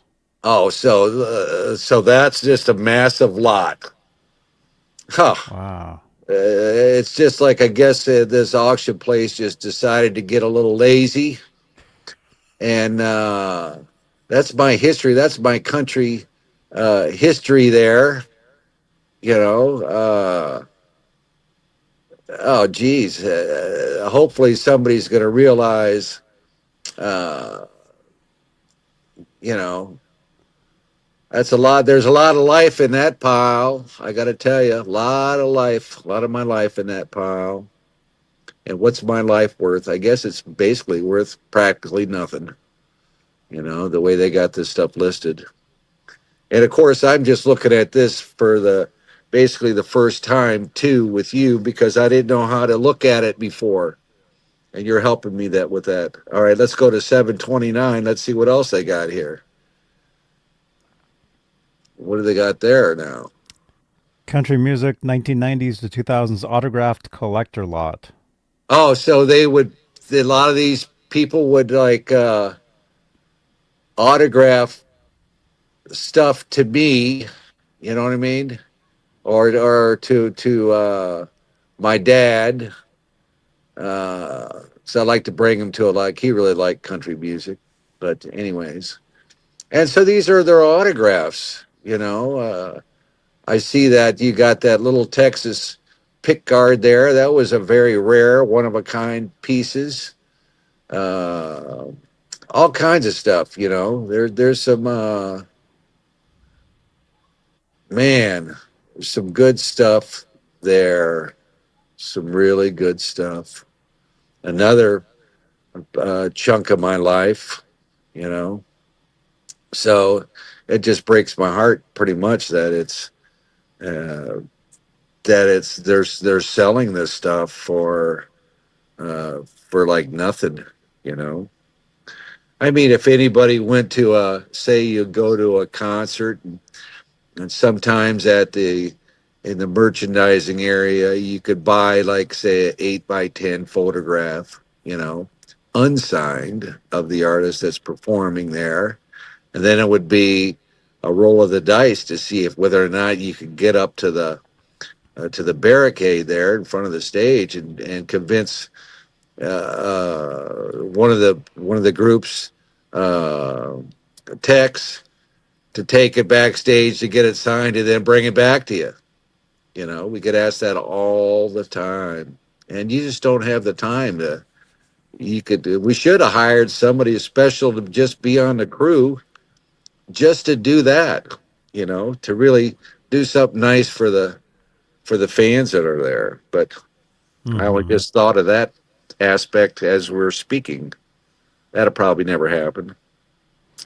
But they do have a thing called meet and greet, and I'll tell you, a lot of bands do outstanding meet and greets. I mean, like backstage is laid out. They got special food. They've got, the bars set up. They've got comfortable seats, games, pinball machines, lounge chairs, uh, and all sorts of stuff. And they'll take a picture with. They get to walk through this line and get to pose with the band, and they'll take a picture with them and or get fed, get a drink, you know, get stuff signed. It's some what I call people that I admire that do that. Uh, I admire a lot, and like I say, and there's a lot of people that just think like, heck no, I'm not gonna have nobody backstage, or I don't have time to deal with that. And you got to look at it. I go, who's putting money in your pocket? By buying tickets to come and see your concert, hoping that they might get a chance to get something signed or to catch a guitar pick, or that means a lot to these people. And so it's like the groups that just don't want to partake in that, and like they don't have the time. What else are you doing? You should make the time. You should receive your fans. And a lot of these groups have fan clubs, but and that they can get special access to certain areas. And but the kicker is to have the artists themselves spend a little time with them and get a picture with them or say howdy do or whatever. So, anyways, that's part of my life there, and so. Kind of breaks my heart to see some of this go. Same thing. We just got to start scrolling down because I got to use the restroom. So we got picks, passes, covered that, picks, Red Rocker shirts. Sammy Hagar was known as the Red Rocker. He had uh, uh, his own clothing line, Red Rocker wear. Uh, cool stuff too, man. He all his stuff. I enjoyed wearing his stuff. His stuff was Oh always yeah. comfortable and way cool and uh, man, outstanding stuff there. Outstanding. All right, let's scroll down here. Scorpions, they were on tour with us. Uh, so that would be a good thing to have. Great band. Carlos Santana, guitar picks.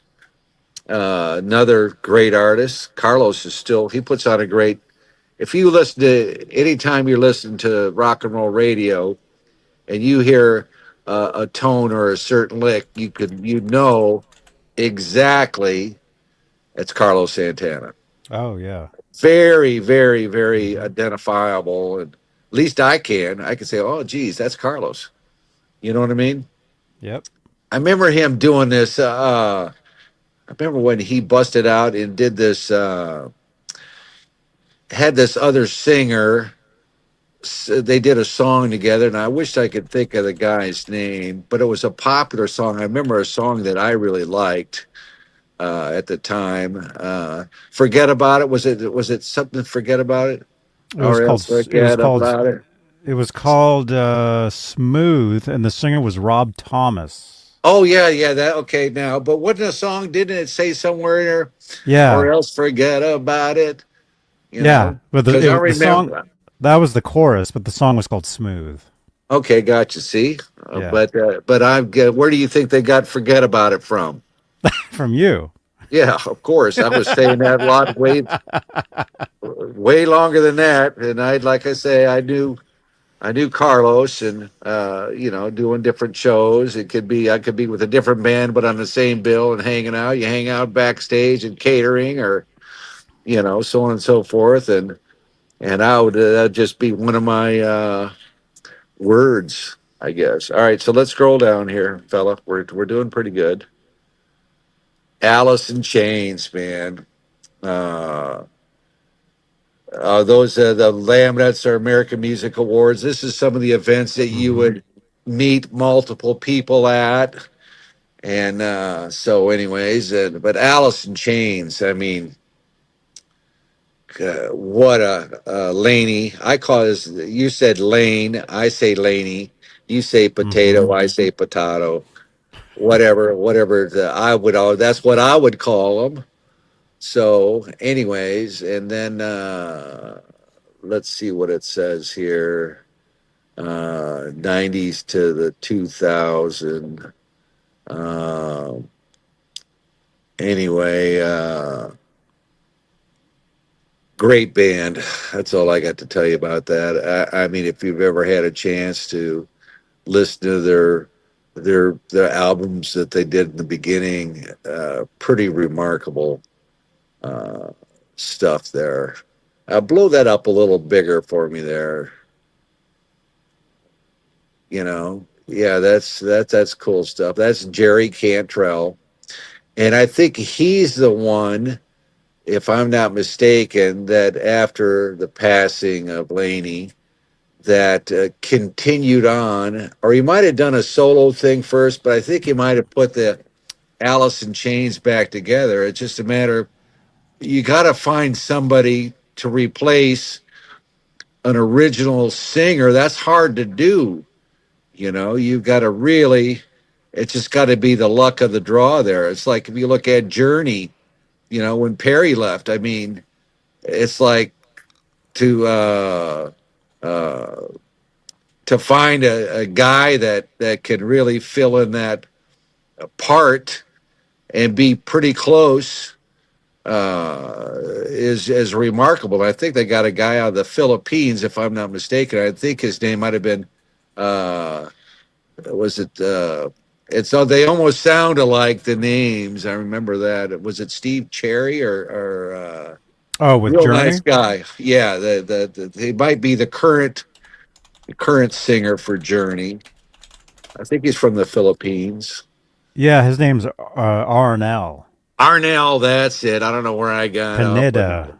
Arnell. yeah, They actually yeah, found him off like YouTube or something because he was singing a Journey song in like a band and yeah. they That heard sounds right. him. That sounds right. I've known the Journey Boys for a long time.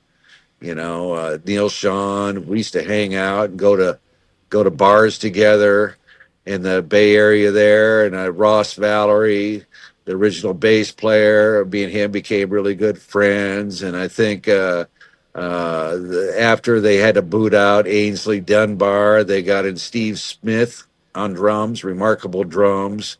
Started playing these sonar drums, remarkable sounding sonars. And then let's see here. Then we had still had Greg Raleigh in the band on keyboards and organ, and then that was the band. And then Perry auditioned for the group, and Perry was hired in as a vocalist. And then Greg Raleigh, had to go to some. Because when you're a star, famous star, sometimes you get off on the wrong track in life. You know what I mean? So he had to take a break from the group, and then they got from the Babies. They stole Jonathan Cain, the keyboard player from John Waite. There, they snagged him up, and so then the band was like I say, Jonathan Cain and Ross Valerie and Neil and Steve Smith, and then later on down the line, I think Ross took a break from touring, and they got Randy Jackson. He was on a show called, I think, was it American Idol or one Mm-hmm. of, he was a judge at some Mm-hmm. point, but he's a great guy. And then they got I think Steve Smith might have went out and did his more of a, a jazzier type of situai, and so then they got in there. What was his name? Uh, Dean Castanova. Dean Cast. Yeah, and this guy is not only a monster player, but he's got a vocal on him. He sings a lot of the parts too. With Arnell. He's got that high pitched range, and he's just very talented. Anyways, I don't know how we got up way off sideways on that, but let's try to get back to where we were at here. How does that sound? Cool. All right, so we're scrolling down. So let's see more Alice in Chain stuff. I mean, what can you say? If you gotta stack this stuff up while you got an opportunity. Let's go over to 844 Aerosmith.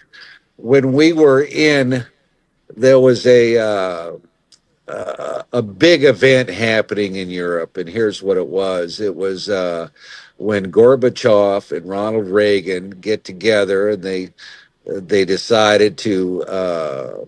Reagan was saying, Gorbachev, tear down this wall between East and West Germany. So we had in fact, that was the time up there that we were asked to be there to perform at this exciting event, and there was a lot of heavy hitters on the bill. And I remember that one of them being Aerosmith.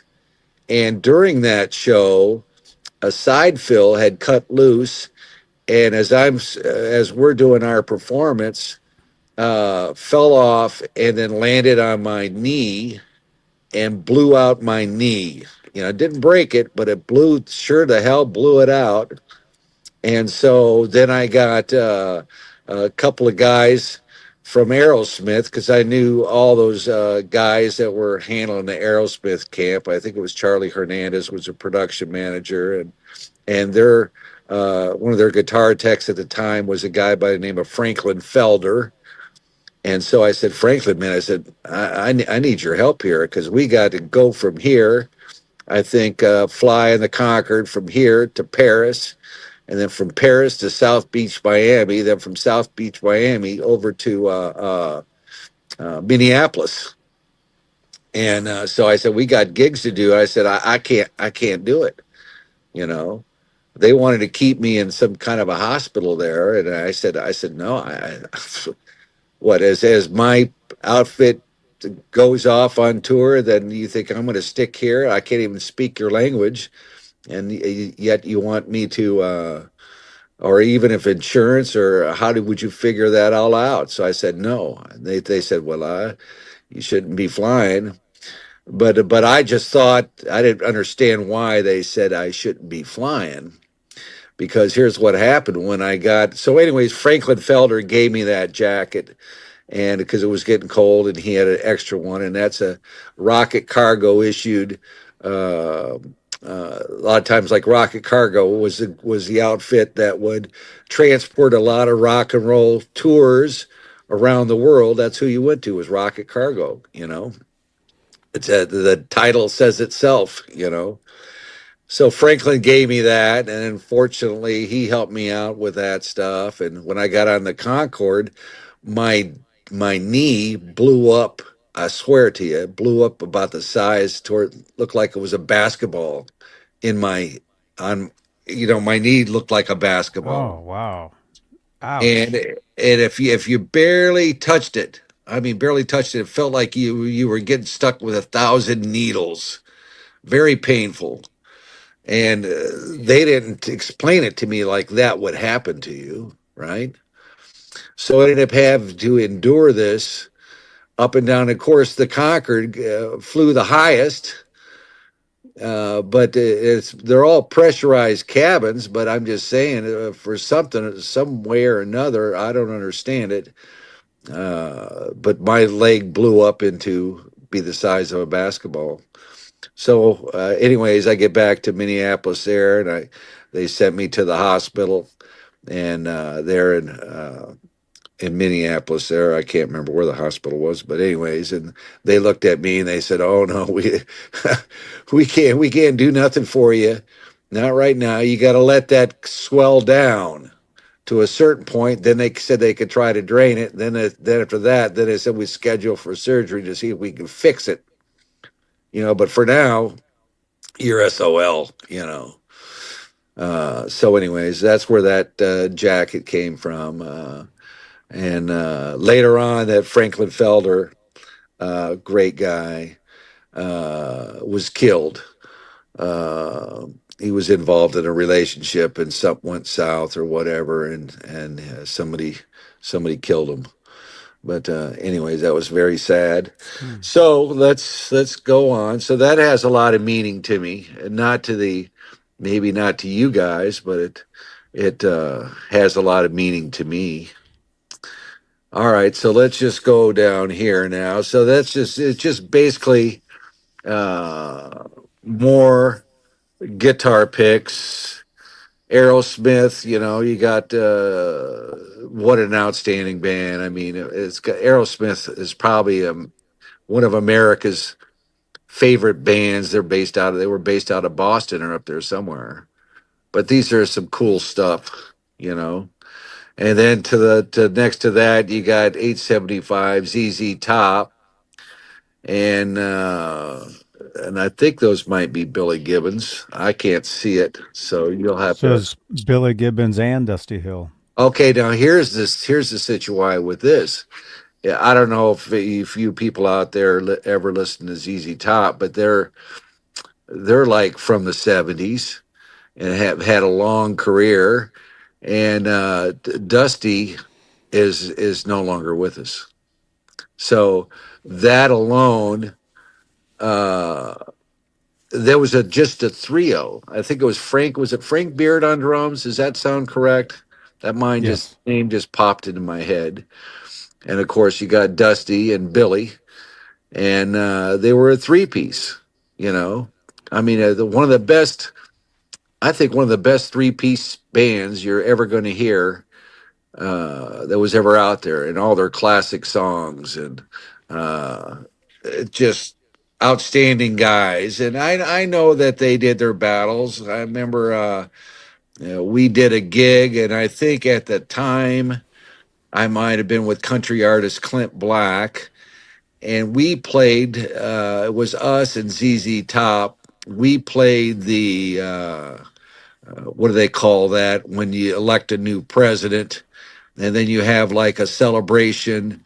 Uh, Inauguration? Inauguration dinner type thing and party type stuff. And I remember that we were on it, and ZZ Top was on it.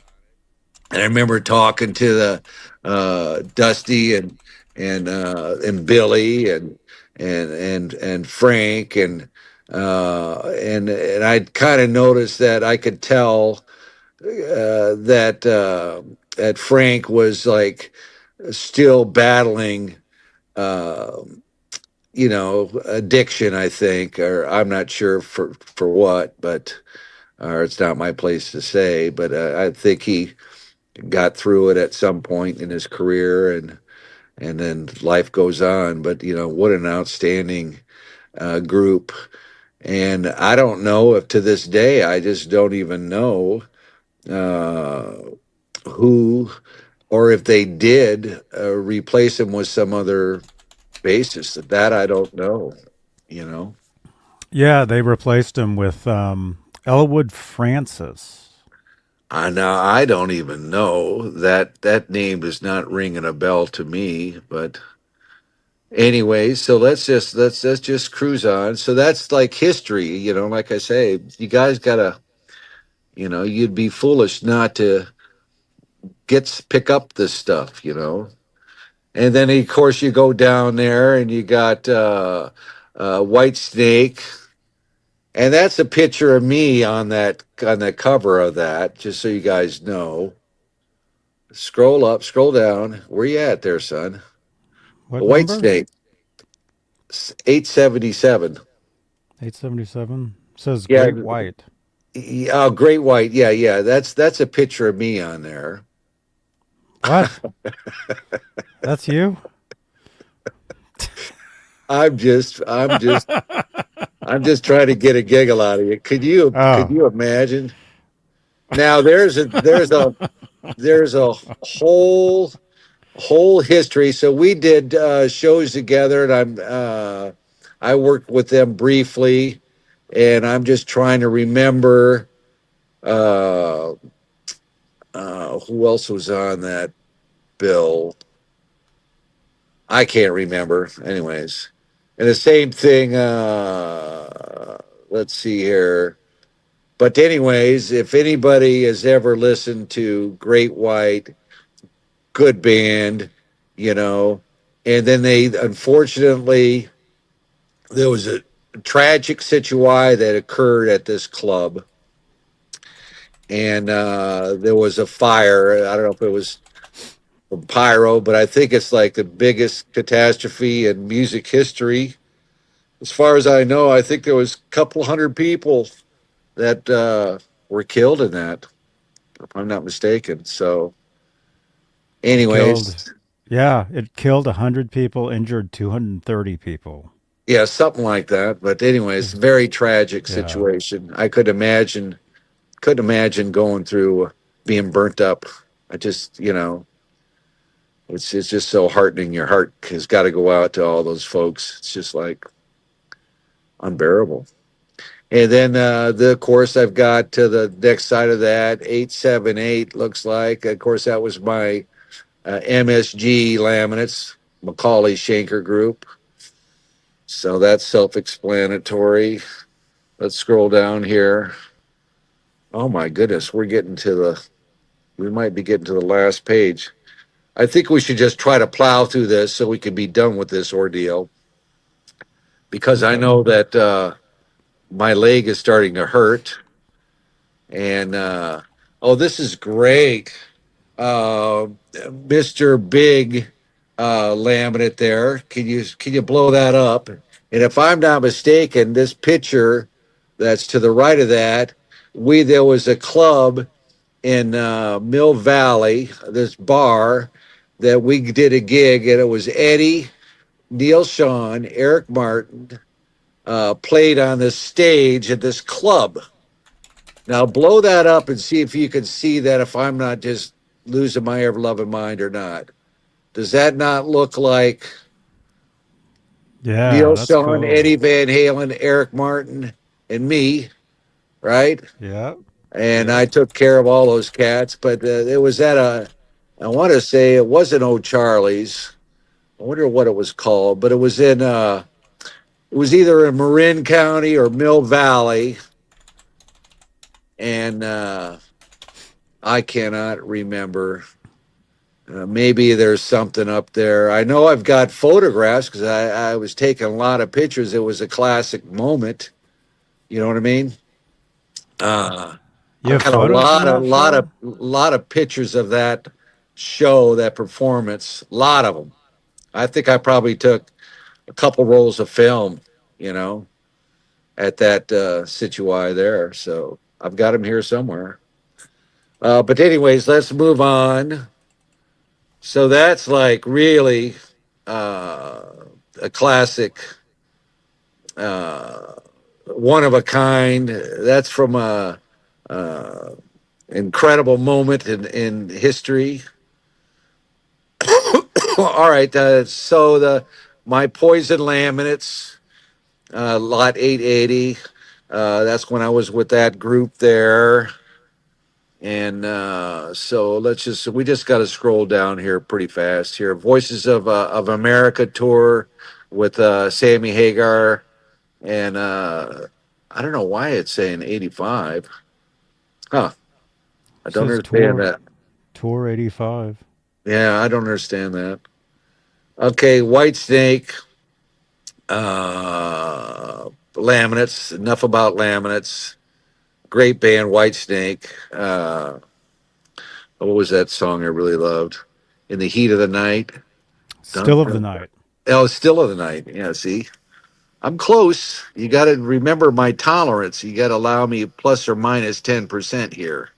You know what I mean? For memory, for recall purposes, you got to cut. It's what you call cut you some slack, Jack. Yep. All right, so let's just scroll down. What do we got down here? 889 U2 Yeah, you three guitar too. Oh picks. man, you too. Oh man, my like I say, my good buddy Dallas Shoe. What an incredible tech Dallas is. He's been with these boys since the get go, and talking about uh, a massive amount of effects and programming and setup, advanced guitar rig. And I think Dallas had to pretty much make himself his own handwritten dictionary. You know, there was just so much information that he had to store or recall or reprogram, and uh, that was just, I've never seen anything like it my entire life. Just unbelievable. But Dallas Shue, man, I respect that feller. I've known him for so long. Great, great, great tech. You two wouldn't know how to do anything without Dallas Shue. I'm telling you for a fact, Jack. He should be considered an equal member of that outfit there, if you ask me. All right. So, anyways, Hmm. that's those are nice to have. Then we got the Who over here next door, 931. Roger Daltrey. If anybody's seen the Who, and I used to hang out back in the day with John Entwistle. You know, that was one of my uh, little drinking buddies and partying buddies there at the Rainbow. And so Roger was the lead singer. And of course, you got Pete Townsend was the lead guitar player for the band Who at the time, and also his Townsend's brother is in the band, and it's geez, mind is just not responding right now. Uh, what is it? I can't think of it. Uh, anyways, and then of course you had after we lost their their main drummer there, Keith Moon. I mean, another piece of history. I'm so thankful for the that I was it was in my uh, touring profession or my lifetime that like been able to hang out at these shows with the Who back then, or with at Queen, hang out on stage with Queen, you know, or Bowie, or you know, all these heavy bands. I mean, thank the Lord that they were born and doing their thing in my lifetime, during my career. uh, Very blessed. I couldn't compare with all the people that I've worked with and met. If it was a new batch of people, say today, that's going around now, they wouldn't even compare. They wouldn't even come close uh, to the artist that I had the pleasure to be around. You know what I mean? At least that's what Hmm. I feel. That's what I think. So another thing, like anything Roger Daltrey, forget about it. And just an outstanding band. And that's from the band Who. He was the lead singer of a band called The Who, in case you guys don't know that. All right, let's scroll down here. Let's see what we got here.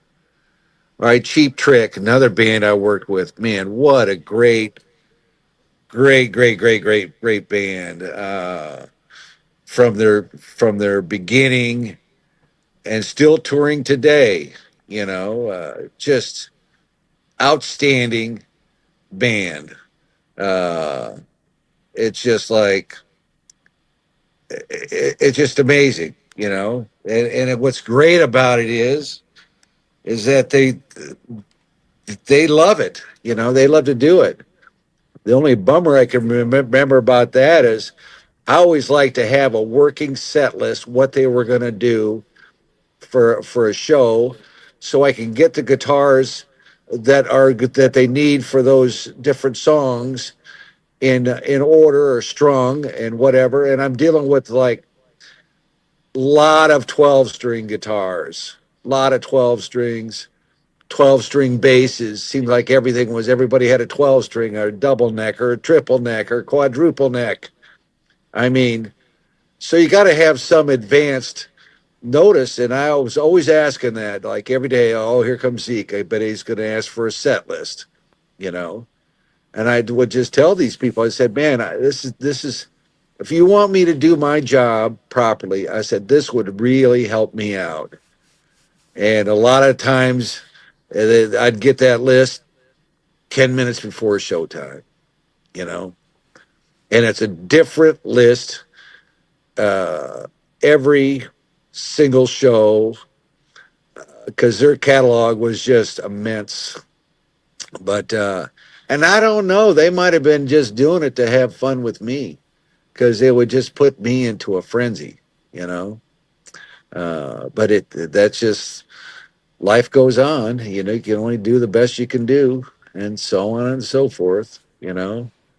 But like Tom Peterson, his bass is 12 string basses. What a great guy Tom is. Robin Zander.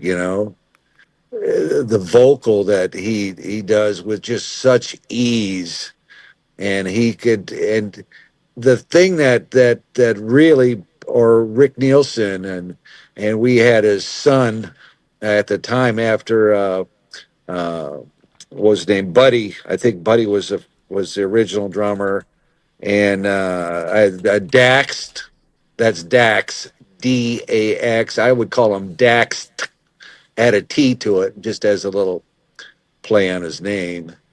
But anyways, uh, just an amazing band.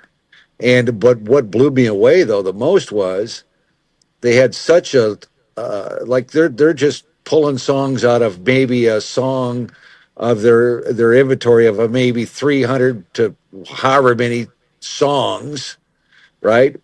But we had no stinking teleprompters or no notes out there, what the lyrics were or this or that or the key of the song or uh, you know that's what really impressed me is they could just not only freak me out to have the guitars ready for these songs in a quick period of time, but they were actually out there performing them without a hitch, you know, and knowing all the words and solos and just it just blew my ever loving mind. It was very exciting for me to just be a part of that, see that actually happen in real time. Unbelievable, unbelievable.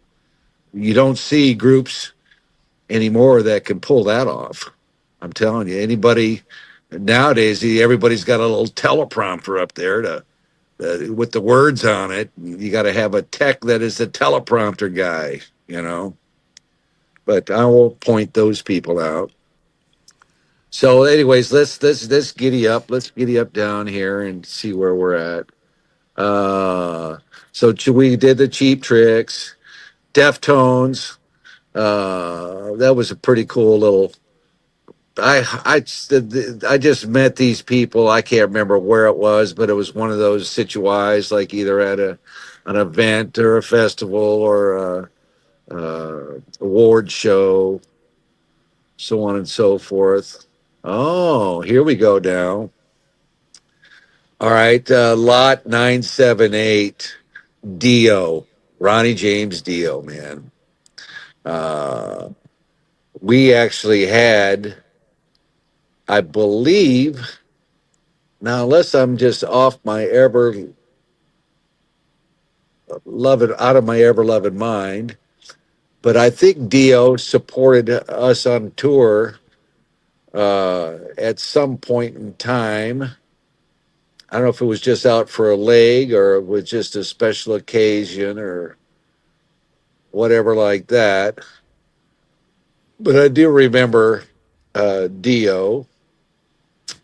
And so that's like, of course, Ronnie James is no longer with us anymore. So that's like telling you, this is like, these are, uh, you're never going to be able to see him again.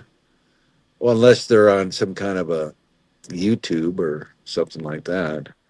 Same thing with it right next door, 980. You got your Glenn Campbell, and I think he passed away somewhere around, I want to say 2016 or 17, something like that.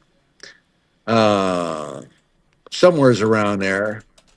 But I mean, Glenn Campbell, he was an icon in the I guess he would be considered basically country music sort of guy, you know, and had some really. Was it him that had the song Rocky Mountain High, or am I thinking of somebody else? For some reason, He had I think he died in a Rhine plane crash or something like that. I think that's what, he if I recall it right. he had Didn't he? Rhinestone Cowboy. Oh yeah, Rhinestone Cowboy. That's the movie that John The Travolta was in, I think, right?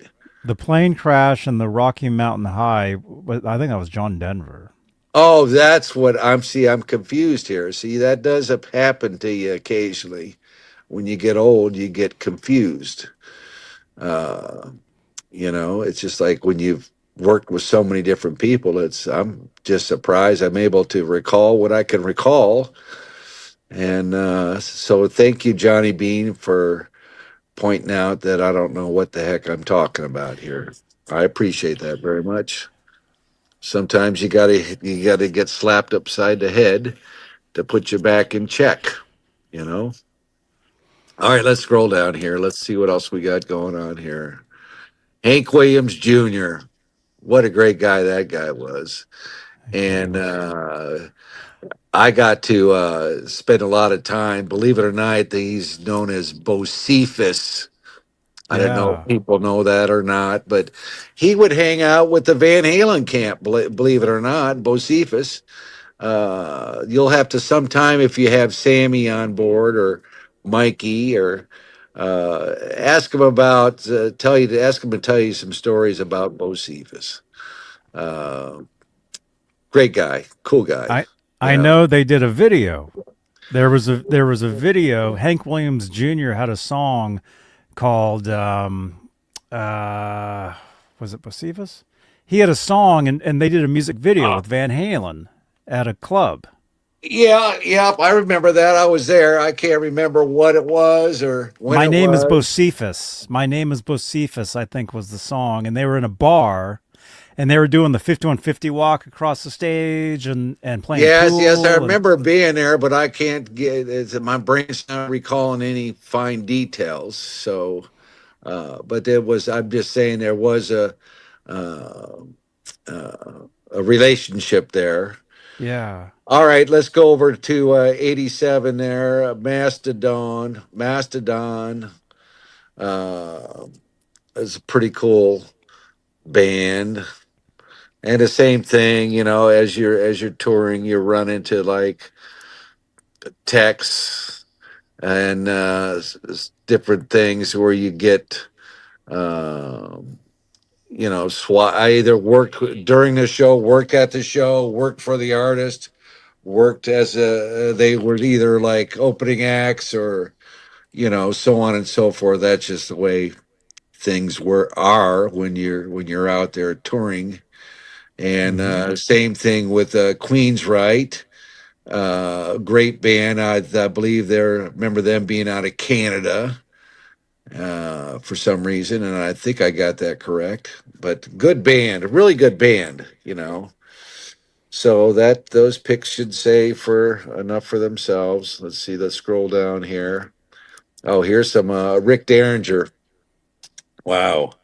Or instead of Baby Dio, maybe it was Rick Derringer I was thinking about. I can't remember, but I've worked with Derringer before, so these are some of his situation there.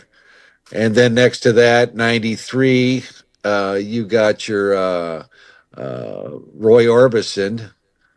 And if anybody knows anything about music, say for example, Van Halen cut his song "Pretty Woman," and I Mhm. and I believe it was Roy that first did the song. That's what my gut tells me anyway, and I think Yes.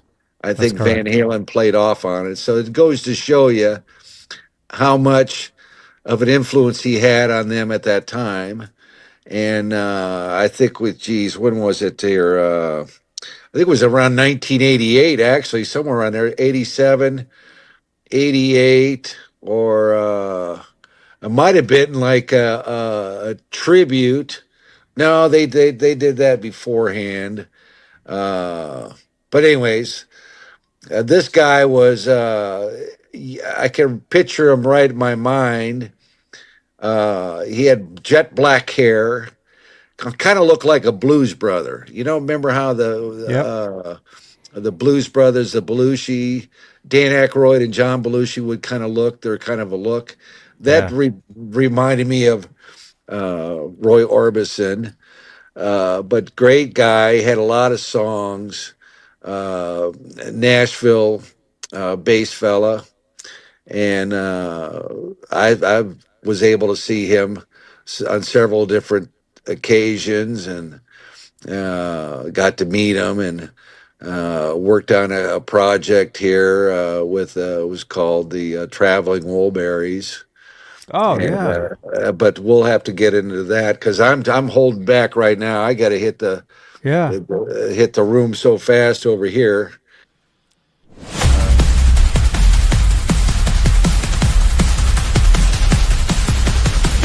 When you get to be my age, you find that you when you got to go, you go. Anyways, but just talking about some of this stuff here, like we were just reflecting upon uh, let me see, why is my thing not going up and down? Okay, now it's working. All right, so just say for example, all right, we talked about the Rick Derringer and uh, great, great dude, good songs.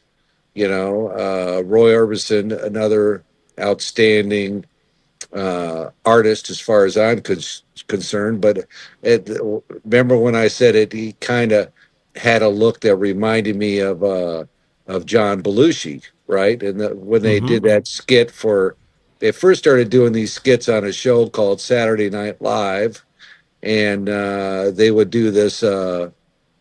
A lot of different ones, but one of them was like the Blues Brothers, and they'd actually tour and do their routine. I remember being on the Sunset Strip, and have you ever been to? They had a club. I don't know how many they had, but they had it. It was called the House of Blues, and I Yep. and I believe, of course, I don't know but I was always to the understanding that it was John Belushi and Dan Aykroyd that that invested or got this up and running. This club called House of Blues, or they were affiliated in one point or another. But anyways, It was founded by somebody and Dan Aykroyd. okay, so gotcha. But anyways, I know that talking about John Belushi, unfortunately, we've spent some time together and enjoying ourselves and partying. And I remember going up to this place called the Hotel Miramont, which was off the Sunset Strip up in the hills there. Real nice hotel, but he had a pad up there, and so much for that. I can't go any further into that situa. But anyway, so picture this: you're in the heyday of all these rock bands, great bands when you think about it, out of L.A. at the time. And I don't know what you'd want to classify them as. Some people say the hair band era, or the because everybody did have like, or the spandex era, or the pre uh, what was the big scene that came after it might have been either rap, or it might have been the thing that they called uh-oh, I can't do that. Somebody's trying to, my son's friends trying to get on my computer. How about the story on the Sunset Strip? So the thing was, like I think I talked about bands hanging out at the Rainbow or Gazzari's or the Whiskey or the Roxy or the House of Blues or whatever like that. And if you've never been, I'm hoping it's still there. I mean, I haven't been there in a while, except to play like at the Hollywood Bowl, or I think last time I'm there, I was with the band Chicago. That was last year. We did 3 nights at the Hollywood Bowl. Big, nice place to play. Beautiful place. If you've never been to the Hollywood Bowl, you should see a show there because it's spectacular. But anyways, so the thing would be on the Sunset Strip, you'd hang out at those clubs, and then afterwards, either somebody was having a party at their home, inviting some other groups to come over and hang out, party at their house. It was some people that that they might have met at the clubs or whatever. Or the other option was, I could feel my throat. Sorry, excuse me. Then we'd go over to Hefner's place. As a place Hefner had a. Some people refer to it as the Playboy Mansion, but it was a pretty good size estate, and they had like this swimming pool that I think we call it the Grotto or something like that. But I would go with like various artists. We'd go there to hang out at Hef's place, and that was pretty cool. That was one of the hangs to do on occasion. Uh, but just to hang out on the strip. and hang with all these rockers. It's just a point in my life I will always cherish. And I could tell you thousands of stories of things I've seen and been around, and that we'll have to talk about on a whole other thing, you know. Yeah, I can't even But imagine where you would even but start with that. I was Yeah. like blessed. To me, it was like uh, I don't know what the Sunset Strip is like today, but I guarantee it's nothing like it was back in the heyday. You know. Hmm. Wait a minute, where's my glasses? Oh, they're on my shirt. You see, I'm squinting like this. I'm trying to look at you, and I go, What's the problem here?" Then I realized I don't have my glasses on. That just goes to show you what happens to yourself when you get to be an old fart like me. You know. Well, I wear glasses too. Well, yeah, but see, but you're healthy otherwise, and I've been. My body's been put through the ringer through all of my years of touring. You know, I've been on bus crashes, plane crashes. I've been on Oh wow. car crashes, falling off ladders, falling off stages, getting run over by cases over my foot, and getting knees blown out by falling PA stuff. And, it's just like bus fires, uh, bus accidents where you're sleeping on the bus, and now next thing you know, you're spinning around and smashing into something and smashing into something. And if you never experienced that, it just where you wore out from the concert before, and then you got to go through something like that. It's like it really puts things in perspective when I think about it. I've escaped the what's that feller called that Grim Reaper. the grim. I've Grim escaped Reaper. the Yeah. grim reaper. I was going to say grim reefer, but I guess it's grim reaper. Uh, I've been blessed to still be here, which is remarkable. I mean, it's absolutely remarkable, and I'm blessed with a beautiful wife and a child now, and that's my priority. That's why I'm doing this, is to try to create to part with my things that I cherish that mean it so much to me because it was a part of my life. Uh, and so it's very sad for me to let this go, but it's like yeah, I got to do it. That was the whole plan from the get go. I figured like I just hold on to this stuff, and maybe when I retire, that maybe something would be worth something by then, or whatever, or and then to just try to put something in the bank to where life after me, my wife and son can survive. And especially when you think about college for your son, or who knows what he's going to be doing. And I'm hoping to be able to be around long enough to see him grow into a young man, or who knows, maybe I could teach him how to be a guitar tech. You never know. Uh, but he's got all the instruments to do it. I've got him drum set, I've got him all his guitars, little amps, and he's got the best of the best. So he picks them up every once in a while, and that brings me joy. Now, whether these youngins stick to it, they've got too many interference with these all these little what do you call it? He's got this thing called a switch, and he's got his iPad, which is tied into my Situai here, my phone and computer, as you could have heard there. But they Hmm. spend a lot Yeah. of. Then I've got him an Xbox and all this sort of stuff, and he spends a lot of time with his little buddies, his friends. Somehow or another, they can talk to one another, or share one another, and they play these games uh, sometimes for hours on end. To where I got to say, son, you've had enough of that. You put it down and do this. So let's go shoot some basketball, or let's go throw the football, or let's go throw a baseball, or I'm not gonna. He wants me to do soccer, but I said I'm not doing that. I can't. Your pops can't handle that kind of situation, But, anyways, I know I'm off on another tangent, but let's continue down this. That's life, life in the fast lane, and when you leave the fast lane and try to settle into your home and not do this anymore.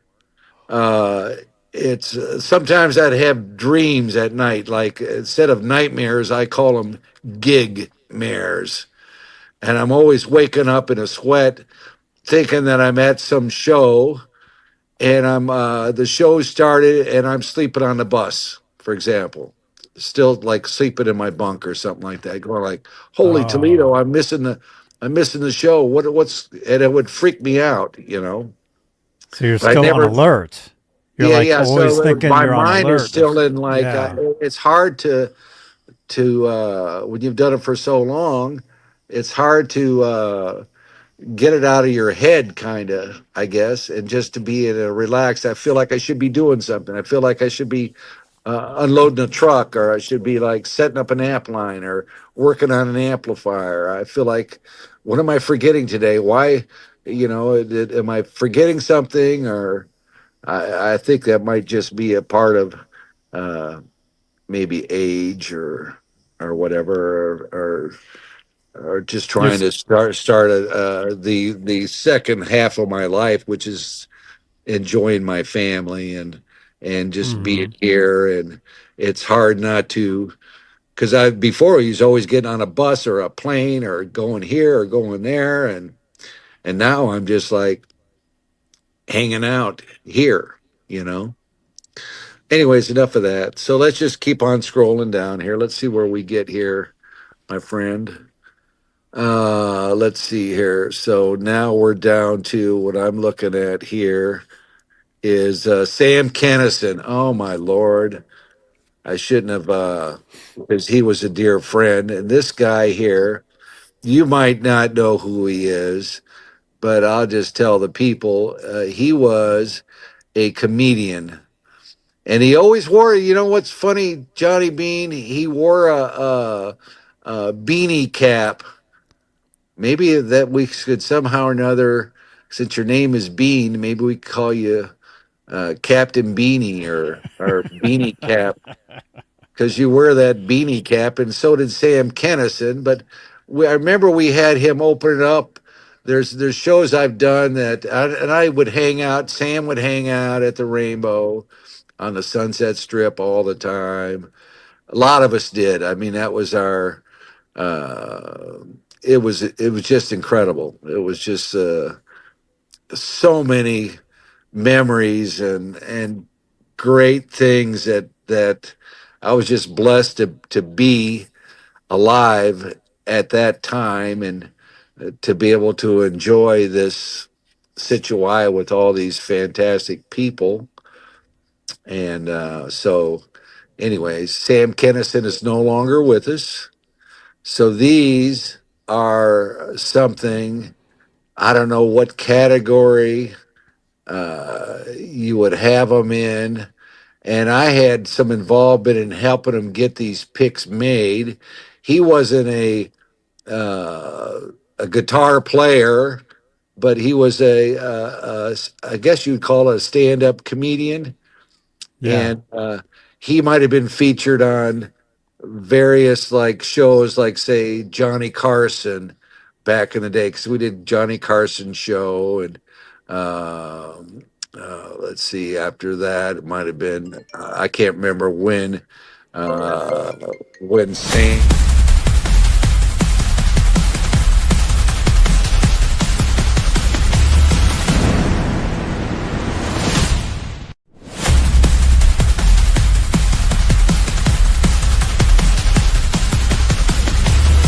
No longer with us. This is something that is should be a must-have, and I can't believe the price. They got $30, a bid of $30, and it just makes me sick because Sam was a good friend, and uh, there's a lot of stories I could tell you hanging out with that fella. He's always had this. um, to where he kind of like he part of his routine to where he would like scream a lot or be very loud or just very distinctive. If you ever was walking by somewhere in a crowd and you could hear this voice, you go, "Oh, that's where's Sam at?" You know what I mean? Sam Kennison, great guy, great heart, and anyways, like that. Very miss him very much. He was a good soul. And then we got next to that 995 more guitar picks. These are Sammy Hagar. A lot of those. That's what it says lot, not a lot of, but there is also a lot of those in this lot, if that makes any sense. So Mm-hmm. we got to continue to try to get through this. Bear with me, people. Oh, here we go. All right, 996 Slayer.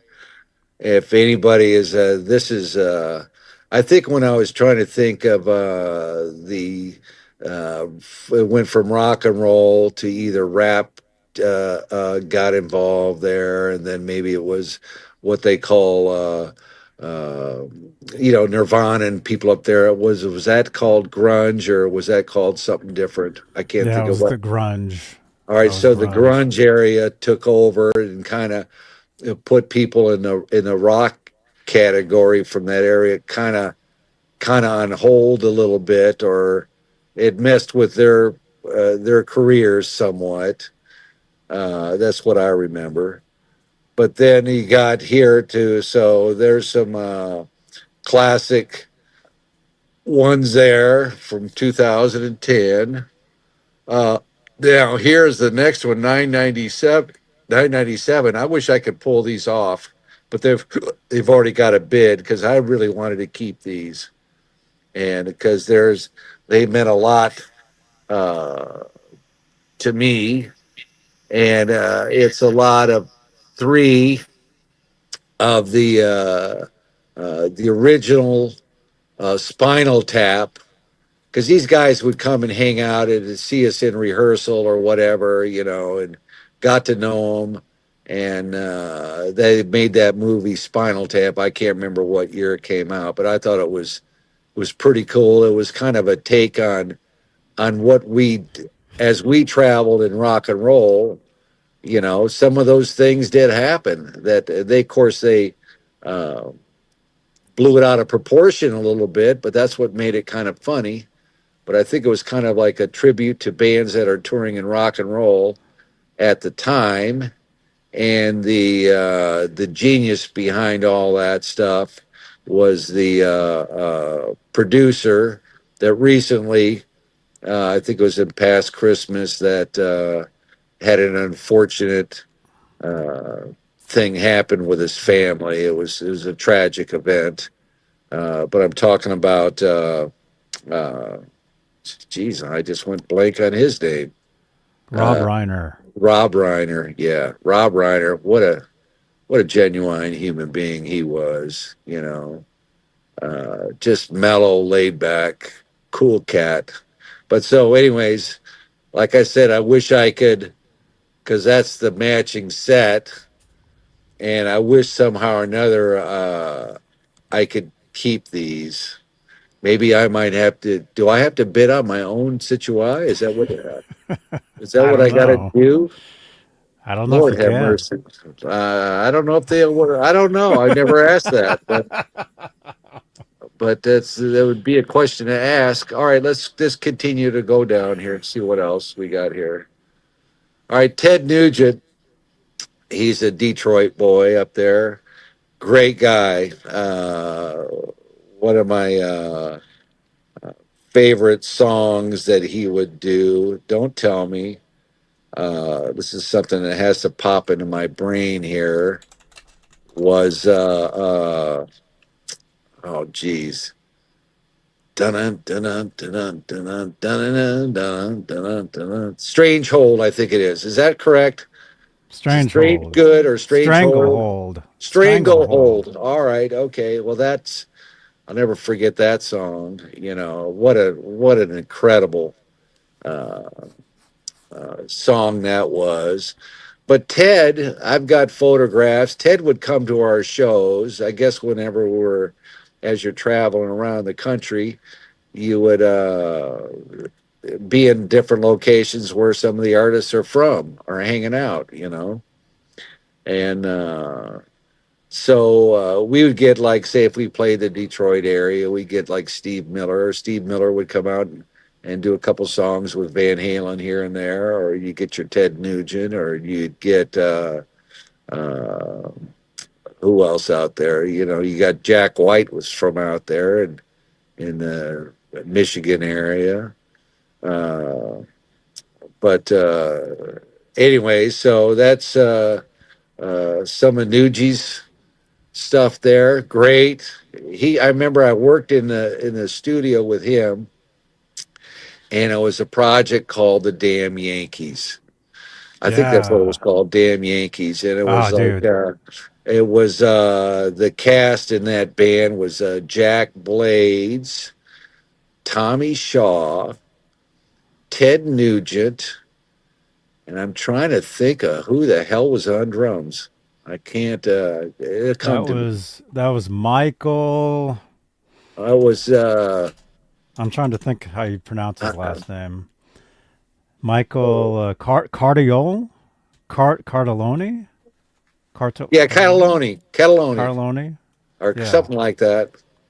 Now, bear with me. I could be off on my pronunciation of some of this stuff, but like I say again, I'm old and I'm trying to remember this stuff as best as I can. All right, so that would be a collector for somebody to have that likes. Uh, for some reason, people would call him Terrible Ted. I never understood that, but I thought he was like uh, an amazing, I mean, guitarist, Oh yeah. performer. Oh my lord! If you haven't seen him live, that's got to be on your bucket list. Totally. I saw him with Damn Yankees, Right. and Okay. All they're right. one of my favorites. Damn Yankees. Their albums, man, I awesome. don't know what they did, but I know I worked on them. So, and also during that project, believe it or not, in the record room, this was in Los Angeles, and I can't think if it was at A&M or it might have been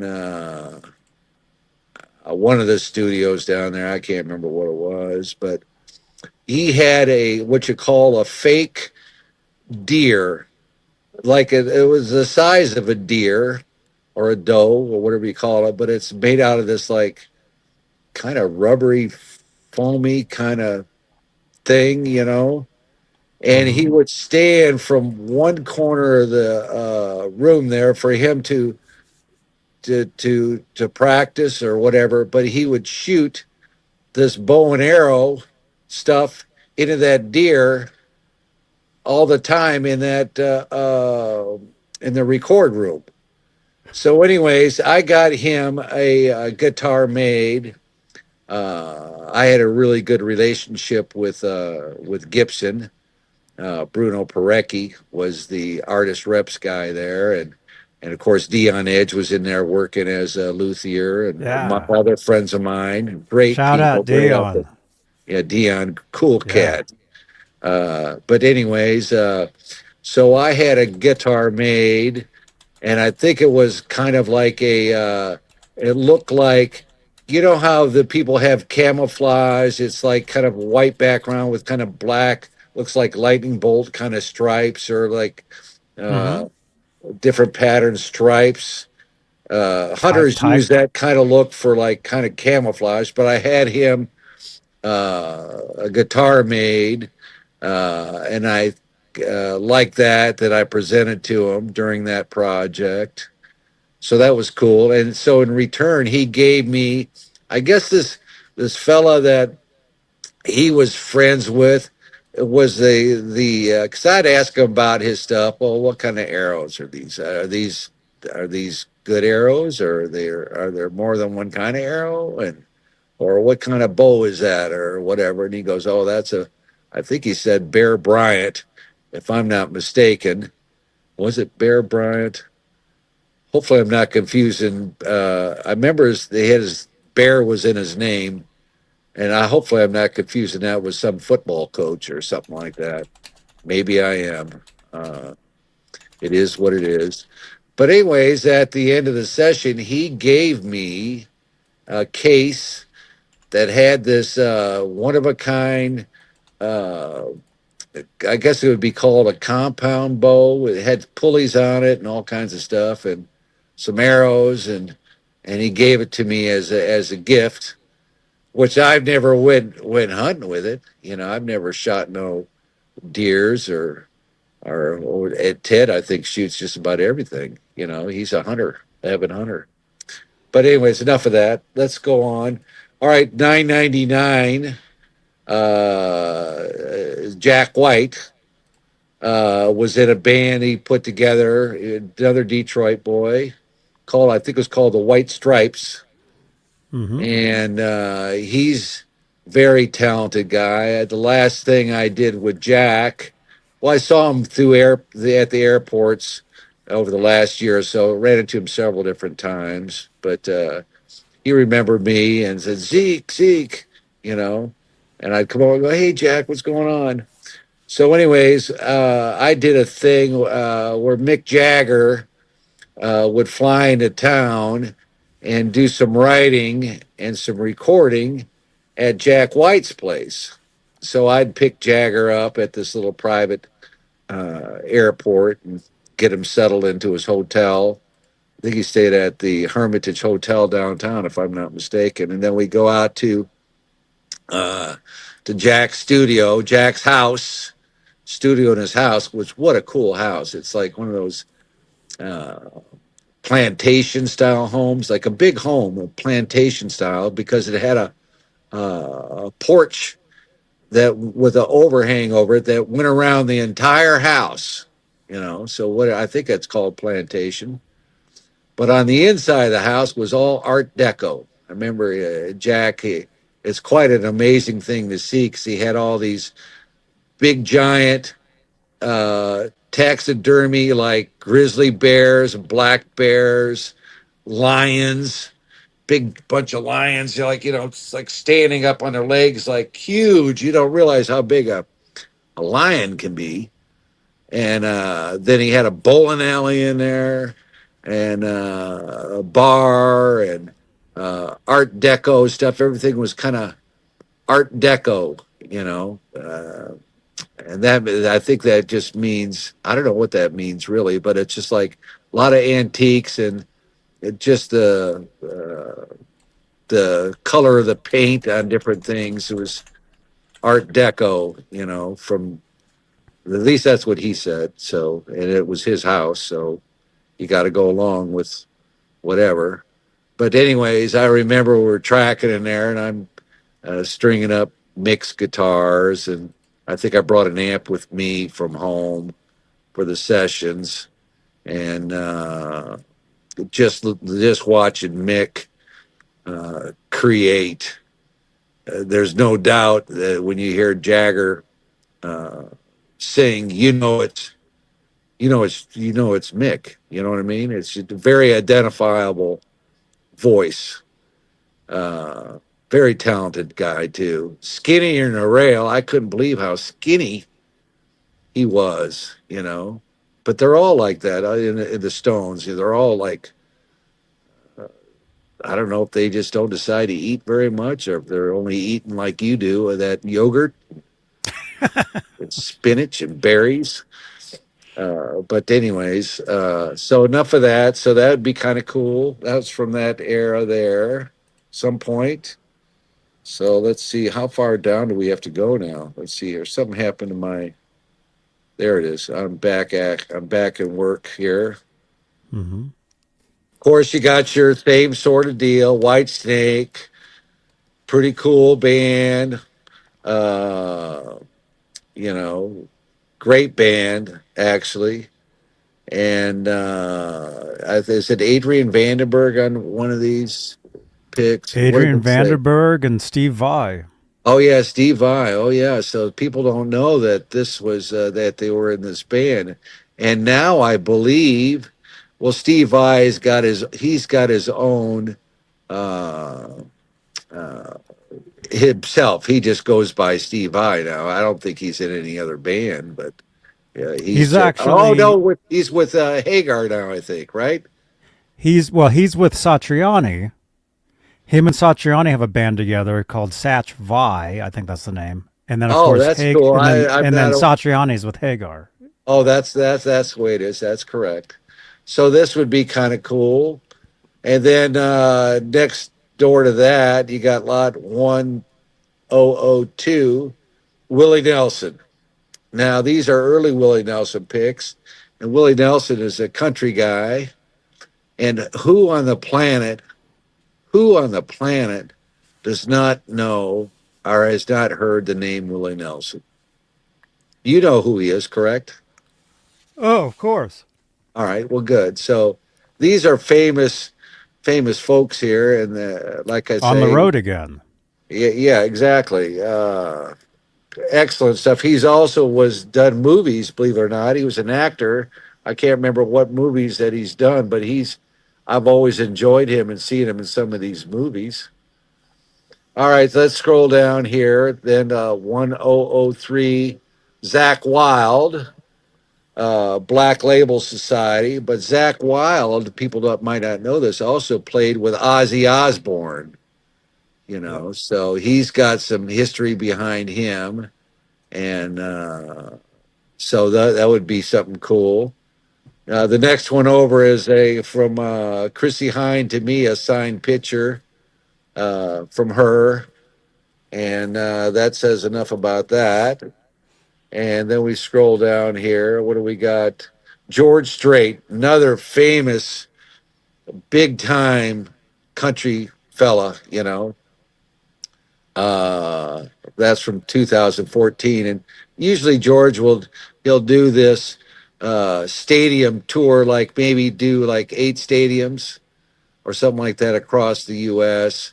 and have some great artists on board and do these. I think it's every couple years or whatever, and it's pretty.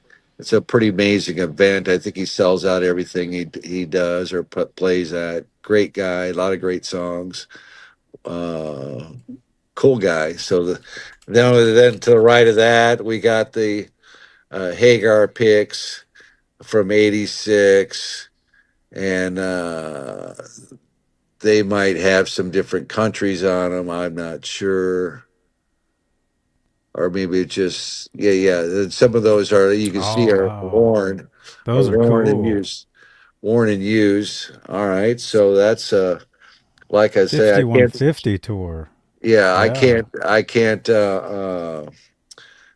I've talked enough about guitar picks. We just got to try to get through this stuff here. I could tell you stories along everything we're looking at here, but it's about timing and getting this stuff, getting through this whole thing and get it up on your interweb. All Yeah. right, so 79. I'm just going by the last two numbers. It looks like a lot of 12 picks.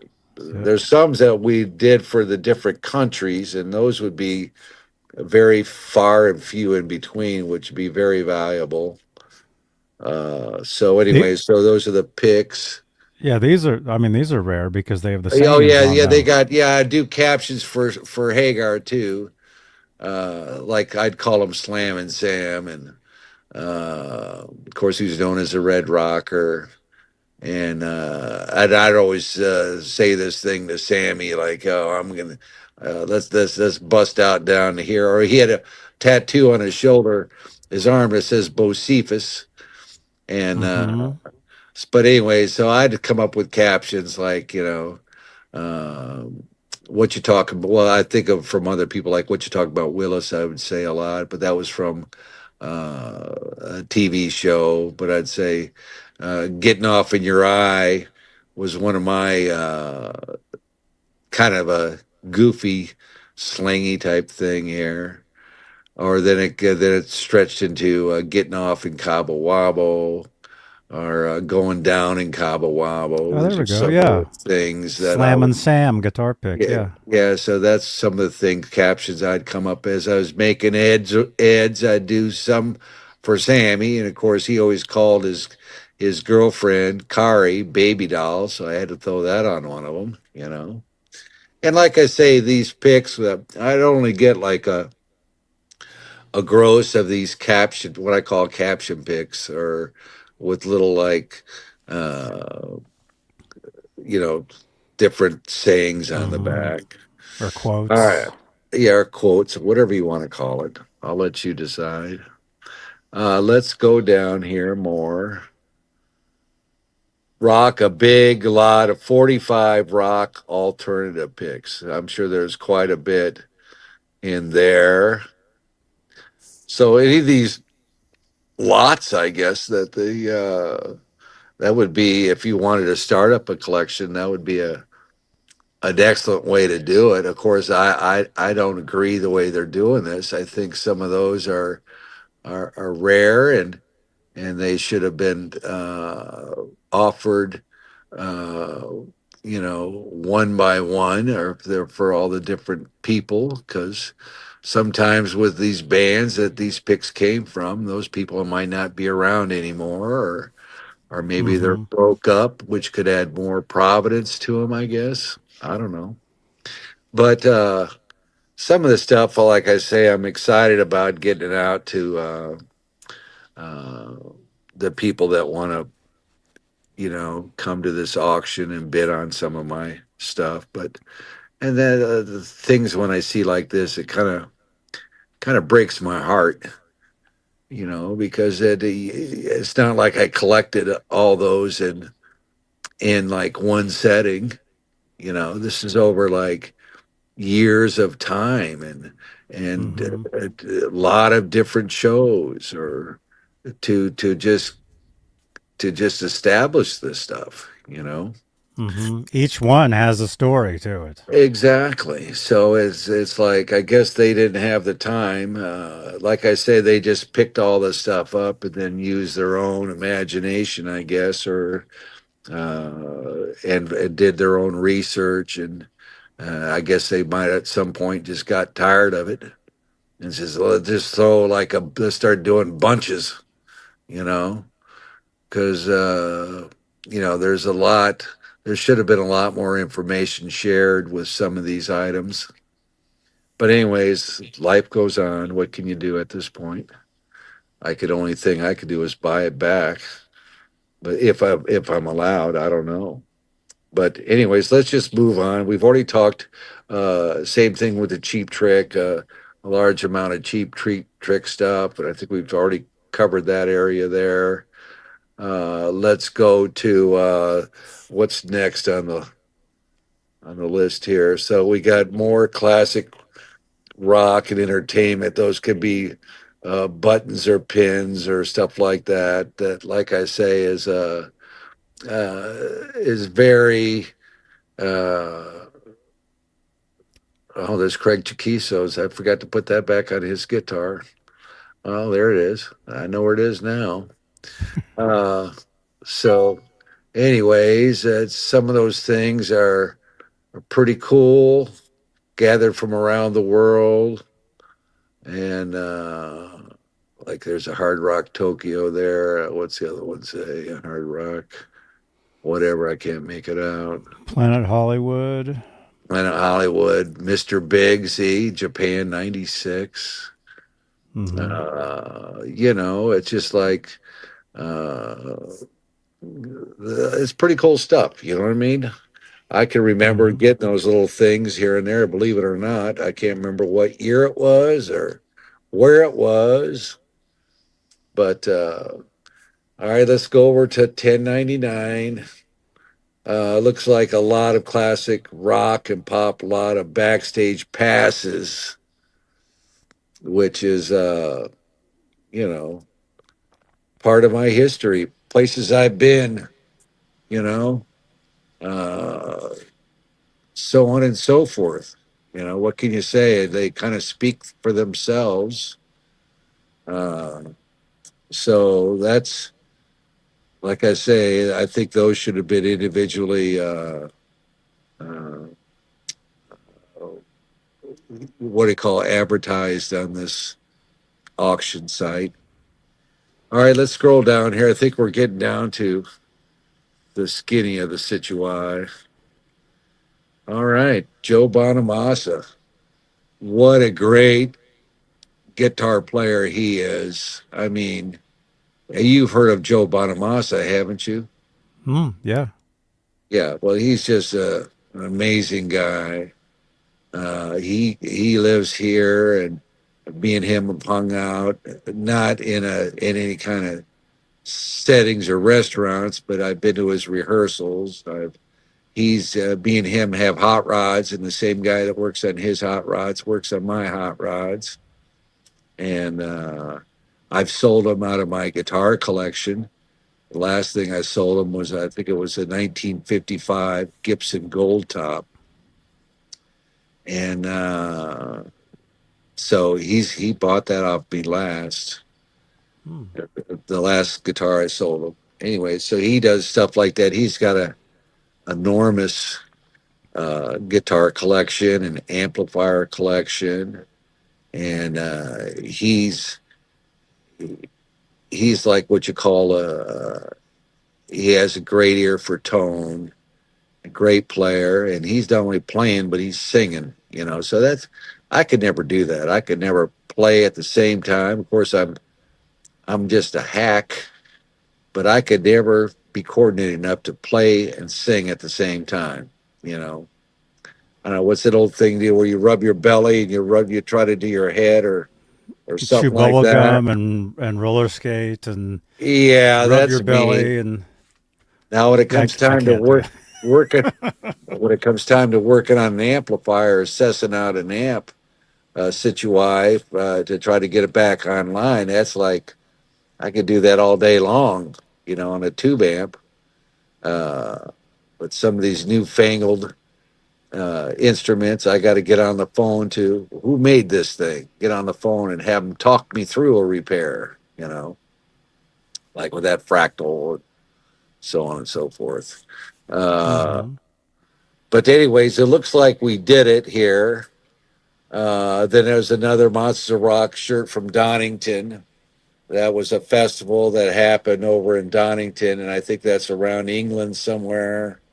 Uh, and let's see, what does it say on there? So Uh, it's Donington Park, 1990, Monsters of Rock. all right, so there you have it. That's self-explanatory. All right, so I think we might have, if I'm not mistaken here. Let me just double check. Oh no, there's more. I thought that was it. All right, well apparently there's more. Okay, so let's go down there. You see a couple Poison. I did work with Poison in the studio on their recording. They're making a record with Richie Zito, the producer. And I did an album with C.C. DeVille on guitar and the rest of the band. I think that was, I can't remember which album it was called. But then also I did one after that when Richie Kotzen was involved on another record and did their records in the studio, hung out with them personally on the strip, and then did their tours, world tours with them, and like that. So, anyways, that's a good thing to have. My Eddie Money, the 1130 thing, a good buddy. When I did my career up in say the Bay Area, which is the Bay Area, San Francisco Bay Area. That's what people that live there they call it, the Bay Area. But anyways, I've worked with a lot of different bands, and it could have been in formats with like there might be three or four bands on a bill, this place, that place, and I mean virtually everybody in the Bay Area. From think of how many bands up there. I mean, you got Santana, Journey, Jefferson Airplane forming in a starship. You've got Greg Kinn, Eddie Money, Fee Waybill and the Tubes. Santana. Yeah. I mean, the list I could, the more I think about it, the more this is just what's popping right off the top of my head. But anyway, so a good friend of mine, Hollis Thackeray, great guy, good guy, uh, ended up becoming his, I believe it was his tour manager, something along that. And I think also Hollis uh, decided to buy tour buses, and he also used his tour buses to drive Eddie and his family around on those on his tours. But Eddie was I remember him sitting down with him in a catering somewhere, and I say, "Hey, Eddie, where are you from?" He goes, had this New York accent to him, and he said, "Yeah, I used to be a cop," and I believe that's what he told me. I think he said he used to be a cop uh, in New York City, if I'm not mistaken. I could be wrong, but that's what I recall. But anyway, so I did lots of shows with Eddie, and then I had a bunch of my stuff when I got my locker broken into. A bunch of boxes of these things that I would collect got stolen from me, along with a lot of gear, a lot of amplifiers and guitars, and which I got a lot of the amps back. Some were gone, but and some of the guitars back. But some of these boxes of stuff that I might have had tour jackets in or specialty shirts got ripped off. Apparently, with some kind of like crackheads that broke into my Situai and stole from me. So, anyways, I remember having from the old days a bunch of the Eddie Money stuff. Like I say, with whoever I worked for, I would get some kind of a trinket or something from them. So I ran into my buddy Hollis, and I happened to say, "Hey, Hollis, you wouldn't happen to still have any of?" Because Eddie had already passed away, and I'd like to have some of that stuff back. So Hollis goes, "Zeke, I feel you. I know what you're. This is way before I even thought about doing this thing. Just like, hey, I wanted to." When I started going through stuff and realized some things, I go, "Well, how come I can't find that?" Then it's like, "Oh, duh, the son of a bitch ripped you off." It's probably who knows. It's probably in somebody's crack house or who knows where it is, but I don't have it. So he would do me righteous, and he sent me a little package, and that's from him, and that's from Eddie's personal stuff. So that's like to me is very special, and I forgot actually that was even in a box that they picked up because I really wanted to keep that. And right now, I've not seen a bid on it, so I might ask him if nobody bids, can I have this stuff back? Because Eddie's no longer with us, and I'm trying to think. I'm trying to think of what year was it that Eddie passed away. I remember he had his kids that were playing in the band with him. His daughter, really, really pretty girl, was in the band. His sons, and I think one of them played. I think it was his whole family, if I'm not mistaken, that was in his band as he was touring.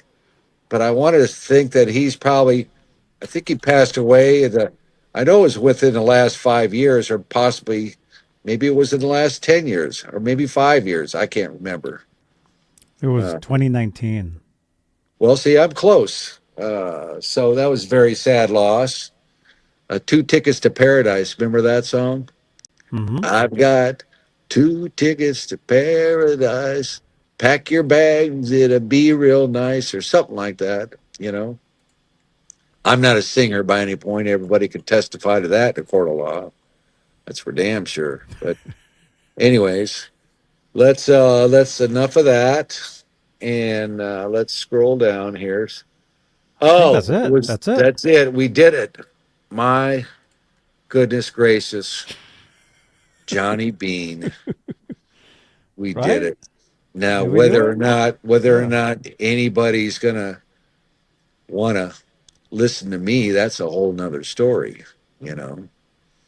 And like I say, just for everybody out there, if you get a chance to look at some of this stuff, just understand and I'm just basically a nobody. I'm just a guitar tech that a lot of these things I thought meant a lot to me and represent uh, 50 years of touring from various artists and they're personal and I'm going to miss them all very much, but you can't keep everything forever. You got to share the wealth and so that's what I'm doing.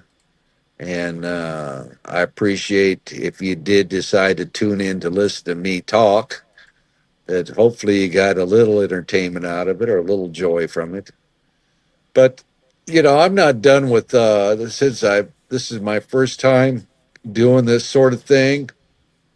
Uh, I know that this outfit, this backstage auction outfit, they want me because they only took about I'd say, a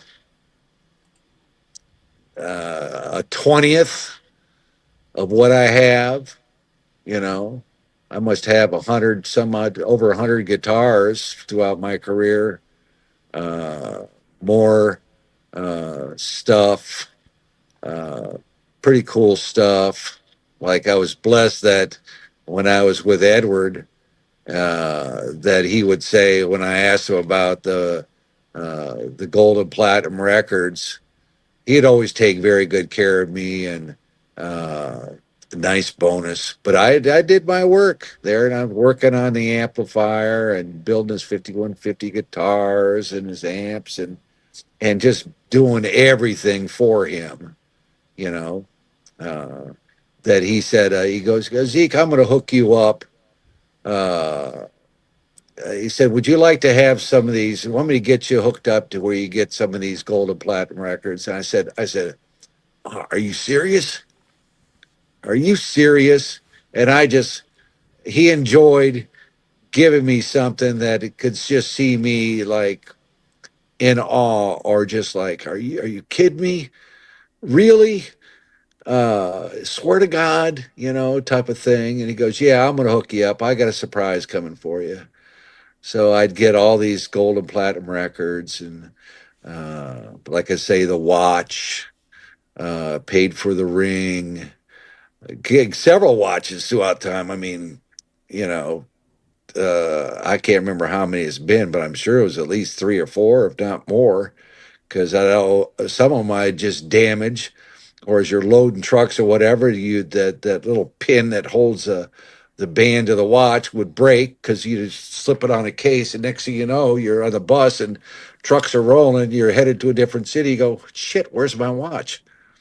Did I leave it in the restroom when I showered, or it's just gone, and you can't remember what happened to it, So I'd blow through watches like they were going out of style. Nowadays, everybody uses their iPhone to look and see what time it is or stuff like that. But, Yeah. anyways, I've got other stuff and I got to kind of see doing this type of thing. I feel kind of, I don't know how to describe it, just kind of anxious, kind of a little bit sick to my stomach because I'm letting go of things that meant a lot to me in my life, and very, very dear to me. And so it's hard. It's really hard to let this stuff go. So I gave him uh, some stuff to start with and just see if anybody even would be interested. I didn't even think anybody would be even interested, you know. Uh, but we'll just see. They assured me that yeah, there's some people that might want to get a piece of my history, I guess. and we'll see how it runs. And then that's going to lead us into whether or not I do another, uh, have them come back and pick up another load. I still got, like I say, a ton of stuff. I mean, maybe on the next load it'd be, I still got about, I don't know, let's see, one, two, three, four, five, six, seven, eight, maybe 10 Marshall stacks, maybe uh, another 14 heads or so, or 15 heads, Marshall heads, all these special boutique amps that I would work on and modify to put my little flavor on them. All these guitars from various stars that they'd give me. Uh, a lot of, like, say, gold and platinum records, uh, signed posters like from Les Paul, or I got a guitar that Les Paul gave me that he engraved with a like an ice pick, so they couldn't find a damn pin, and we had like a, what do you call, a pointy little, like a Oh, and metal, all? I don't know what you call it, a pick. It's just a pointy kind of like pick thing, I guess you would call it. I don't know if the right name is awe, Hmm. but anyway, so he scraped on the pick board, put his name on there, Les Paul, and then he wrote something else, and I think he wrote Mary. Was it Mary Pickford? It was Les Paul and Mary, like that exactly. What did he call that? I think it's called an all, isn't No, you're thinking of owl, a bird, it? but Whatever these are, yeah. Yeah, see, he scratched his name in with one of these. just like that, and I don't still have it out. No, because I had to put it back away because my son's back from his vacation there with my wife, and I had out here. I had a mandolin that was made for this beautiful mandolin, beautiful inlay. It was made for George Harrison, and before it was done, being finished, George had passed, so I was unable to get it to him. So I had to pay for it out of my own pocket. There was no money down on it, but it was like made for George with this kind of design that he drew up for the inlay. So I have that, and I've got Eddie used to play these. What I call it, well, it's probably still called it. I don't know why I'm saying that, but it's a Steinberger guitar Mm-hmm. that I have, that same version, but it's got. I haven't looked at it in a long time. It's in a bag, a Steinberger bag. But anyway, so I think it's got. I don't know if it's either got two or three humbuckers in it. I can't remember. I haven't looked at it in a long, long, long time. And just stuff like that. CC DeVille gave me a guitar, when I worked on his tour and his record. I've got Clint Black that's given me guitar. Actually, I traded guitars with Clint. I traded some of my old Gibson archtop guitars for his signature Taylor guitar. Like it was an even swap. Let's see, Kenny Chesney, same thing. I got signed guitars, uh, Takamini's that he signed for me, and let's see who else. A lot of different people. I can't even remember. Uh, oh, my mind's just at a blank. But it's a lot of stuff. I gotta dig it out of my vault and look at it again because it's been sitting in there. See, my thing is, you'd think of being a guitar tech, you'd think those guitars would be in playing condition all the time with fresh sets of strings. And I've got strings. I got strings. Got boxes full of strings. But when you're at home, uh, and I'm pretty fast at changing out a set of strings. I don't care if it's a Floyd or if it's a regular, if it's a Strat or if it's a Paul or whatever. Mm-hmm. Yeah, I'm fast out on tour doing that, and I do them right, stretch them in right to where they stay in tune right. Actually, on my Mm-hmm. 50 years of touring, I bet for 50 years of touring, doing guitar tech work, I bet I haven't had during a performance more than three guitar strings that were broken over a run of 50 years. How about that? Wow. That's a serious. How about you now? You know what I mean? Did Eddie break strings? Only when we would be like one time. I think with him it might have been twice. And that's where I would use the one of the backups that I had there on the rack to give to him twice. But I believe he would do it on purpose because I think both those times that he did that, I don't know if I talked about it or not, but there was a couple performances in my career with Edward where he wasn't on his game, and I was kind of disappointed. So I think he, in a way, uh, to get out of the situation that he realized he couldn't find his place in was to pop a string, and Hmm. that was the only two times with Edward. I'm trying to think. There was a string I think that broke for somebody else.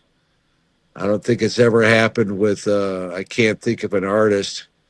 Maybe CC DeVille because he would take his whammy. He'd always pull up on it and be pretty wild. He's jumping around and sliding on the floor and running around and taking his mic stand and going up against the strings with his mic stand and pulling up on the darn thing. But the other one, the third one, I think was CC. But other than that, I'm pretty much flawless. All my 14 years with Chesney, never had a broken string with any of the artists that I worked with there. With Prince, uh, he did break a neck. I don't know if you consider that because he just throw the stuff up in the air and come down and smash, which kind of assed me up a little bit. But let's see anybody else besides somebody outright smashing a guitar. I can't think of anybody else uh, that I can recall that had experienced a broken string from me. Because like I say, I get those all. I don't think for Cheap Trick because there was a lot of guitars, a lot of strings. Might have been one maybe on Robin Zander's 12-string electric, maybe one time. I don't know. See, that's why you wanted to have those set lists prehand. So if you got this one 12-string guitar, it's going to be used on these three songs, and you'd want to have a fresh set of strings on it. But they had so many guitars, so that's why I always requested a list. And sometimes some of these guitars, say if I restructured a guitar, or this two or three of these guitars, they might not even be used in the show for that evening. You know, it's like a roll of the dice, but a lot Mm-hmm. of fun times there. Good people, good bunch of people out there. I tell you, uh, love them all to death. Outstanding, great band, and they're bringing it. They're still bringing it. And if you see them, it sounds great. You know.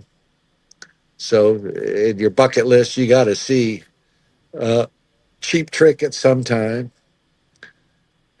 And anyways, I guess now I can go up and have my lunch. So thank you, Van Halen Yes. fans, and whoever else is listening out there. I appreciate you guys tuning in to the Johnny Beane show here and listen to me ramble on, as they say. I think Zeppelin had a song, Rambling On. And Yeah. that's me. I'm a rambler, I guess. But anyways, sir, thank you very much. And I think Hey, I did. Hopefully, I'm doing all right with this sort of thing. I don't know. I haven't seen anything that I've already said to you on this cast, and so eventually, I'll give it a couple days, and maybe I'll watch it with my son or something like that, and like that. cool. Yeah, and we'll do more, man. We'll Yeah, do. I would enjoy it. I just don't know if anybody would really uh, want to hear anything else from me. To be honest with you, I'd see that's what I don't know. I have no idea. We'll get questions. We'll get questions So, and stuff, and then we'll field well, that's those. always a possibility, I guess. You know, that's just part of life. You don't know something unless you ask a question about it. Yeah.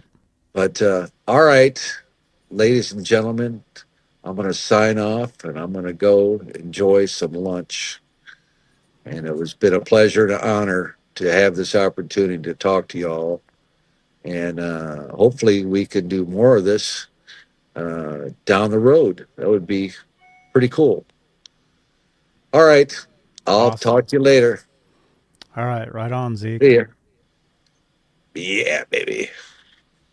All right, later.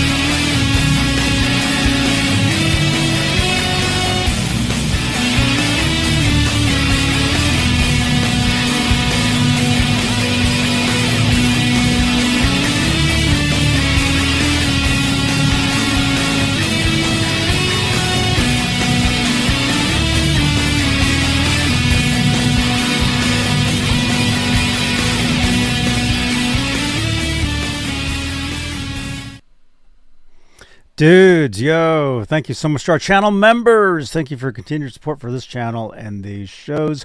Top tier channel members are the executive producers, and you guys are currently Michael B. Live, Music Therapy Laz, Majestic Pete, B&J Cat, Flipper Carlin, Bay Area Rich, Sherman Callahan, Nova 9 Music, R. Habs, and Janice Lala, the intern. Thank you guys for your continued support for this channel and these shows, and I will see you guys on the next one. Right? Anyway, comment below, questions below for Zeke. Let us know, and I'll see you guys on the next one right here on, what channel is this? There we How go. about you there, Johnny Beane? This is Zeke Clark.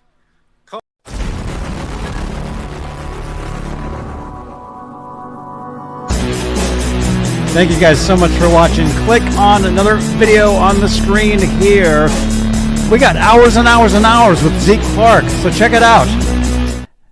And I'll see you guys in the comments right here on Johnny Beane TV. All right. Bye-bye.